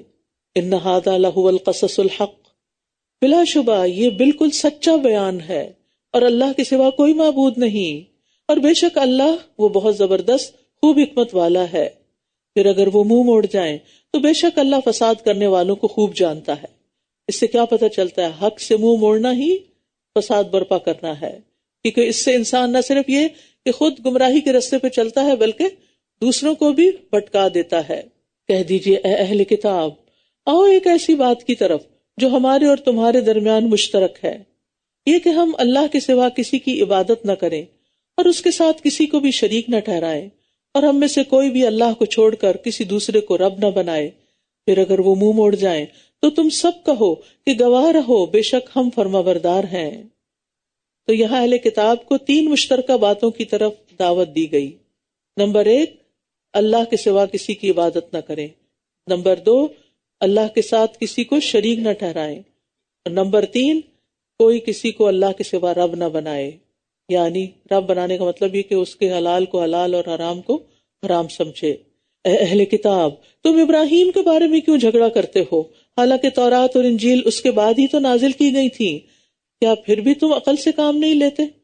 کیونکہ یہودی کہتے کہ ابراہیم علیہ السلام یہودی تھے اور عیسائی کہتے کہ وہ عیسائی تھے. تو یہاں اس کا فیصلہ کیا جا رہا ہے کہ وہ تو بہت پہلے گزرے تھے جب تم نے اپنے دین میں یہ فرقے نہیں بنائے تھے. ہاں تم وہی لوگ ہو جنہوں نے اس معاملے میں جھگڑا کیا جس کا تمہارے پاس کچھ علم تھا، پھر تم اس معاملے میں کیوں جھگڑا کرتے ہو جس کا تمہیں کچھ بھی علم نہیں، اور اللہ جانتا ہے اور تم نہیں جانتے. مَا كَانَ إِبْرَاهِيمُ يَهُودِيًّا وَلَا نَصْرَانِيًّا، ابراہیم نہ تو یہودی تھے نہ عیسائی، بلکہ وہ تو یکسو مسلمان تھے اور وہ شرک کرنے والوں میں سے نہ تھے. بے شک سب لوگوں میں ابراہیم کے قریب تر تو وہ لوگ ہیں جنہوں نے اس کی پیروی کی، اور یہ نبی اور وہ لوگ بھی جو آپ پر ایمان لائے، اور اللہ مومنوں کا دوست ہے. مطلب یہ ہے کہ اگر تم اس معنی میں ابراہیم علیہ السلام کو یہودی اور نصرانی کہتے ہو کہ ان کی شریعت تمہاری شریعت سے ملتی جلتی ہے، تو یہ بھی غلط ہے، کیونکہ ابراہیم علیہ السلام کے پیروکاروں کے بعد ان کے سب سے زیادہ قریب یہ نبی محمد صلی اللہ علیہ وسلم اور ان پر ایمان لانے والے ہیں. تو اس اعتبار سے مسلمانوں کو یہ کہنے کا حق زیادہ پہنچتا ہے کہ ہم اس طریقے پر ہیں جس پر ابراہیم علیہ السلام تھے. نبی صلی اللہ علیہ وسلم نے فرمایا ہر نبی کے لیے نبیوں میں سے کچھ دوست ہیں جن سے اس کا خصوصی تعلق ہوتا ہے، اور میرا خاص تعلق والا دوست میرا باپ اور میرے رب کا خلیل ہے، یعنی ابراہیم علیہ السلام ہے. اہل کتاب میں سے ایک گروہ چاہتا ہے کہ کاش وہ تمہیں گمراہ کر دے، حالانکہ وہ خود اپنے آپ ہی کو گمراہ کر رہے ہیں اور وہ شعور نہیں رکھتے، یعنی وہ خود کو حق پہ سمجھتے ہیں اور تمہیں حق سے ہٹانا چاہتے ہیں، حالانکہ وہ خود گمراہی پر ہیں.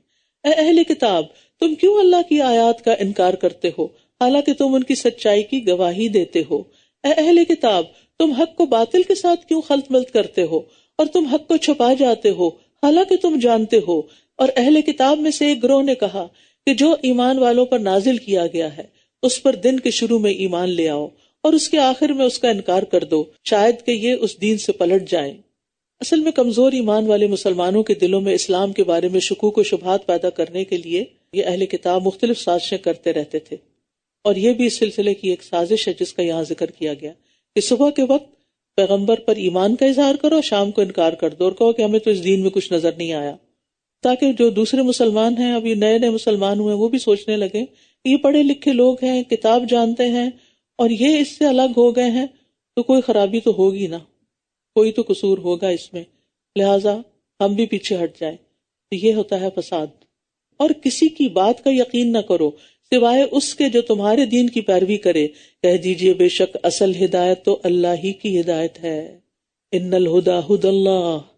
کہیں ایسا نہ ہو کہ کسی اور کو بھی ویسی چیز دے دی جائے جو تمہیں دی گئی یا جس کی وجہ سے یہ تمہارے رب کے پاس تم پر حجت قائم کر سکیں. کہہ دیجئے بے شک فضل اللہ ہی کے ہاتھ میں ہے، وہ جسے چاہتا ہے عطا کرتا ہے، اور اللہ وسعت والا خوب علم والا ہے. یختص برحمتہ من یشاء واللہ ذو الفضل العظیم. وہ اپنی رحمت کے ساتھ خاص کر لیتا ہے جسے وہ چاہتا ہے، اور اللہ بڑے فضل والا ہے. اور اہل کتاب میں سے کوئی ایسا ہے کہ اگر آپ اسے ایک خزانہ بطور امانت دیں تو وہ اسے آپ کو واپس کر دے گا، اور ان میں سے کوئی ایسا ہے کہ اگر آپ اسے ایک دینار بھی بطور امانت دیں تو وہ کبھی آپ کو واپس نہیں کرے گا مگر یہ کہ آپ اس کے سر پہ کھڑے رہیں. یہ اس وجہ سے کہ ان کا کہنا یہ ہے کہ ہم سے امیوں کے بارے میں یعنی عربوں کے بارے میں کوئی مواخذہ نہیں ہوگا، اور وہ اللہ پر جھوٹ کہتے ہیں حالانکہ وہ جانتے ہیں. یہاں اللہ تعالیٰ کا انصاف ملاحظہ فرمائے کہ اہل کتاب کی مذمت کے دوران بھی اگر ان کے کچھ لوگوں میں کوئی خوبی تھی تو اس کا اعتراف فرمایا. مذمت صرف ان کی جو اس کے حقدار تھے. اس کے بارے میں وہ واقعہ آپ کو یاد ہوگا جو صحیح بخاری میں تفصیلاً آتا ہے، جس میں بنی اسرائیل کے ایک شخص نے دوسرے اسرائیلی سے 1000 دینار قرض مانگا، پھر پہنچانے کے لیے کشتی نہ ملی تو لکڑی میں ڈال کر سمندر کے حوالے کر دیا، اور پھر بعد میں خود بھی لے کر حاضر ہوا، مگر دوسرے نے بھی امانت کا مظاہرہ کیا اور کہا کہ تمہاری بھیجی ہوئی لکڑی مجھے مل گئی ہے اور رقم مل گئی ہے. ایسے لوگ بھی تھے بنی اسرائیل میں سے ہی. بلا من اوفا بعہدہ واتقی فإن اللہ یحب المتقین. کیوں نہیں، مواخذہ تو ہوگا، ہاں جس نے اپنا عہد پورا کیا اور تقوی اختیار کیا تو یقیناً اللہ متقی لوگوں سے محبت کرتا ہے. ان الذین یشترون بعہد اللہ وایمانہم ثمنا قلیلا اولئک لا خلاق لهم فی الآخرہ ولا یکلمہم اللہ ولا ینظر الیہم یوم القیامہ ولا یزکیہم وَلَهُمْ عَذَابٌ علیم. بے شک جو لوگ اللہ کے عہد اور اپنی قسموں کو تھوڑی قیمت کے عوض بیچ ڈالتے ہیں ان کے لیے آخرت میں کوئی حصہ نہ ہوگا، اور قیامت کے دن اللہ ان سے کلام نہ کرے گا اور نہ ان کی طرف دیکھے گا اور نہ ہی ان کو پاک کرے گا، بلکہ ان کے لیے دردناک عذاب ہوگا۔ اور بے شک ان میں ایک گروہ کے لوگ ایسے ہیں جو اللہ کی کتاب پڑھتے وقت اس کے ساتھ اپنی زبانوں کو مروڑتے ہیں تاکہ تم اسے کتاب کی عبارت سمجھو، حالانکہ وہ کتاب میں سے نہیں ہوتا، اور وہ کہتے ہیں وہ اللہ کی طرف سے ہے، حالانکہ وہ اللہ کی طرف سے نہیں ہوتا، اور وہ جانتے بوجھتے اللہ پر جھوٹ بولتے ہیں۔ کسی انسان کے لیے جائز نہیں کہ اللہ اس کو کتاب اور حکمت اور نبوت عطا کرے، پھر وہ لوگوں سے کہنے لگے کہ اللہ کو چھوڑ کر میرے بندے بن جاؤ، بلکہ وہ کہے گا کہ تم ربانی بن جاؤ، کیونکہ تم کتاب کی تعلیم دیتے رہے ہو اور تم خود بھی اسے پڑھتے رہے ہو۔ ربانی کہتے ہیں با عمل مبلغ کو۔ سعید بن جبیر کہتے ہیں اس سے مراد وہ عالم ہے جو اپنے علم پر عمل کرتا ہو، اور ربانیوں کا مرتبہ احبار سے بڑا ہے۔ احبار سے مراد اہل علم ہے، یعنی اسکالرز ہیں، لیکن وہ اسکالرز جو عمل بھی کرتے ہیں وہ ربانی ہوتے ہیں، یعنی با عمل لوگ۔ ابو درداء کہتے ہیں تم عالم نہیں بن سکتے حتیٰ کہ تم علم سیکھنے والے بنو، اور تم علم سے عالم نہیں بن سکتے حتیٰ کہ تم اس پر عمل کرو، اور تمہارے گناہ کے لیے یہی کافی ہے کہ تم ہمیشہ علم کے معاملے میں جھگڑا کرنے والے بن جاؤ، اور تمہارے گناہ کے لیے یہی کافی ہے کہ تم مسلسل اللہ کی ذات کے علاوہ کسی اور چیز میں گفتگو کرتے رہو۔ تو عالم کی ذمہ داری لوگوں کی اصلاح کا کام کرنا بھی ہے۔ تو ربان سے ربانی ہے، رب والے، کہ جو لوگوں کو اپنی ذات کی طرف نہیں بلاتے، رب سے جوڑتے ہیں۔ پھر فرمایا اور نہ ہی وہ تمہیں یہ حکم دیتا ہے کہ تم فرشتوں اور نبیوں کو رب بنا لو، کیا وہ تمہیں کفر کا حکم دے گا اس کے بعد کہ تم مسلمان ہو چکے ہو؟ یعنی انبیاء اور صالحین نے ایسا کوئی کام نہیں بتایا کہ جس سے وہ اپنی پوجا پرستش کرائیں یا اپنے مرنے کے بعد اپنی قبروں کی پوجا کرائیں۔ یہ بات کے گمراہ لوگوں کا کام ہے کہ جنہوں نے انبیاء کی تعلیمات کو بھلا کر قبر پرستی شروع کر دی۔ اور جب اللہ نے تمام نبیوں سے پختہ عہد دیا کہ میں کتاب و حکمت میں سے جو بھی تمہیں عطا کروں، پھر تمہارے پاس وہ رسول آ جائے جو اس کی تصدیق کرنے والا ہو جو تمہارے پاس پہلے سے موجود ہے، تو تم ضرور اس پر ایمان لانا اور ضرور اس کی مدد کرنا۔ فرمایا کیا تم اقرار کرتے ہو اور اس پر میرا عہد قبول کرتے ہو؟ انہوں نے کہا ہم نے اقرار کیا۔ فرمایا پھر گواہ رہو اور میں بھی تمہارے ساتھ گواہوں میں سے ہوں۔ تو جو کوئی اس کے بعد منہ موڑ جائے تو یہی لوگ فاسق ہیں۔ افغیر دین اللہ یبغون وَلَهُ أَسْلَمَ مَنْ فِي السَّمَاوَاتِ وَالْأَرْضِ طَوْعًا وَكَرْهًا وَإِلَيْهِ يُرْجَعُونَ، کیا پھر وہ اللہ کے دین کے علاوہ کوئی اور دین تلاش کرتے ہیں؟ حالانکہ آسمانوں اور زمین میں جو بھی ہے خوشی اور ناخوشی سے اسی کا فرما بردار ہے، اور وہ اسی کی طرف لوٹائے جائیں گے۔ قُلْ آمَنَّا بِاللَّهِ وَمَا أُنزِلَ عَلَيْنَا، کہہ دیجئے ہم اللہ پر ایمان لائے اور اس پر جو ہم پر نازل کیا گیا، اور جو ابراہیم، اسماعیل، اسحاق، یعقوب اور اولاد یعقوب پر نازل کیا گیا، اور جو موسیٰ اور عیسیٰ اور تمام انبیاء اپنے رب کی طرف سے دیے گئے، ہم ان میں سے کسی ایک کے درمیان بھی فرق نہیں کرتے، اور ہم اسی کے فرما بردار ہیں۔ اور جو کوئی اسلام کے سوا کوئی اور دین چاہے گا تو وہ اس سے ہرگز قبول نہ کیا جائے گا، اور وہ آخرت میں خسارہ پانے والوں میں سے ہوگا۔ اللہ کیوں کر ہدایت دے گا ان لوگوں کو جنہوں نے اپنے ایمان لانے کے بعد کفر کیا، حالانکہ انہوں نے گواہی دی تھی کہ یہ رسول برحق ہے، اور ان کے پاس واضح نشانیاں بھی آ چکی تھیں، اور اللہ ظالم لوگوں کو ہدایت نہیں دیتا۔ اولئک جزاؤہم ان علیہم لعنۃ اللہ والملائکۃ والناس اجمعین، ایسے لوگوں کا بدلہ یہ ہے کہ ان پر اللہ کی اور فرشتوں کی اور تمام انسانوں کی لعنت ہے۔ خالدین فیہا لا یخفف عنہم العذاب ولا ہم ینظرون، وہ اس لعنت میں ہمیشہ رہنے والے ہیں، نہ تو ان سے عذاب ہلکا کیا جائے گا اور نہ ہی وہ مہلت دیے جائیں گے۔ الا الذین تابوا من بعد ذلک واصلحوا فان اللہ غفور رحیم، مگر جن لوگوں نے اس کے بعد توبہ کی اور اصلاح کر لی تو بے شک اللہ بہت بخشنے والا نہایت رحم کرنے والا ہے۔ بے شک جن لوگوں نے اپنے ایمان لانے کے بعد کفر کیا پھر وہ کفر میں بڑھتے چلے گئے تو ان کی توبہ ہرگز قبول نہ کی جائے گی، اور یہی لوگ دراصل گمراہ ہیں۔ ان الذین کفروا وماتوا وهم کفار فلن يقبل من احدهم ملء الارض ذهبا ولو افتدى به اولئک لهم عذاب علیم وما لهم من ناصرین، بے شک جن لوگوں نے کفر کیا اور وہ اس حال میں مرے کہ وہ کافر تھے تو ان میں سے کسی ایک سے بھی زمین بھر سونا ہرگز قبول نہ کیا جائے گا، اگرچہ وہ اسے فدیے میں دینا چاہے۔ یہی لوگ ہیں جن کے لیے دردناک عذاب ہے اور ان کے لیے کوئی بھی مددگار نہ ہوگا۔ تو اس سے مراد وہ لوگ ہیں جو کفر کی روش اختیار کریں اور کفر کی حالت میں ہی فوت ہو جائیں۔ قیامت کے دن زمین بھر سونا بدلے میں دے کر چھوٹنا چاہیں تو نہ چھوٹ سکیں گے۔ آج دنیا کے حقیر فائدوں کے لیے لوگ اپنا ایمان بیچ دیتے ہیں، اور کل اگر کسی کو اتنی دولت مل جائے، اول تو اتنی کسی کو ملے گی نہیں، لیکن اگر پوری زمین سونے کی بھر کے ان کو دے دی جائے تو بھی ان سے قبول نہیں کیا جائے گا، ان کا ڈھیروں مال کسی کام نہیں آئے گا۔ انس بن مالک کہتے ہیں نبی صلی اللہ علیہ وسلم نے فرمایا، اللہ تعالیٰ قیامت کے دن آگ کا سب سے ہلکا عذاب پانے والے سے پوچھے گا، اگر تجھے روئے زمین کی تمام چیزیں میسر ہوں تو کیا تو وہ فدیے میں دے دے گا؟ تو وہ کہے گا ہاں۔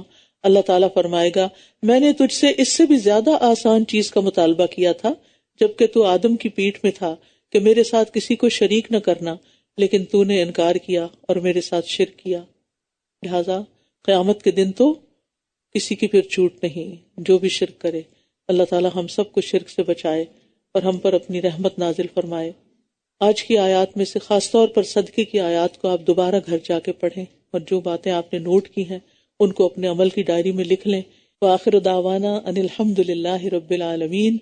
سبحانک اللہم وبحمدک، اشہد ان لا الہ الا انت، استغفرک واتوب الیک۔ السلام علیکم ورحمۃ اللہ وبرکاتہ۔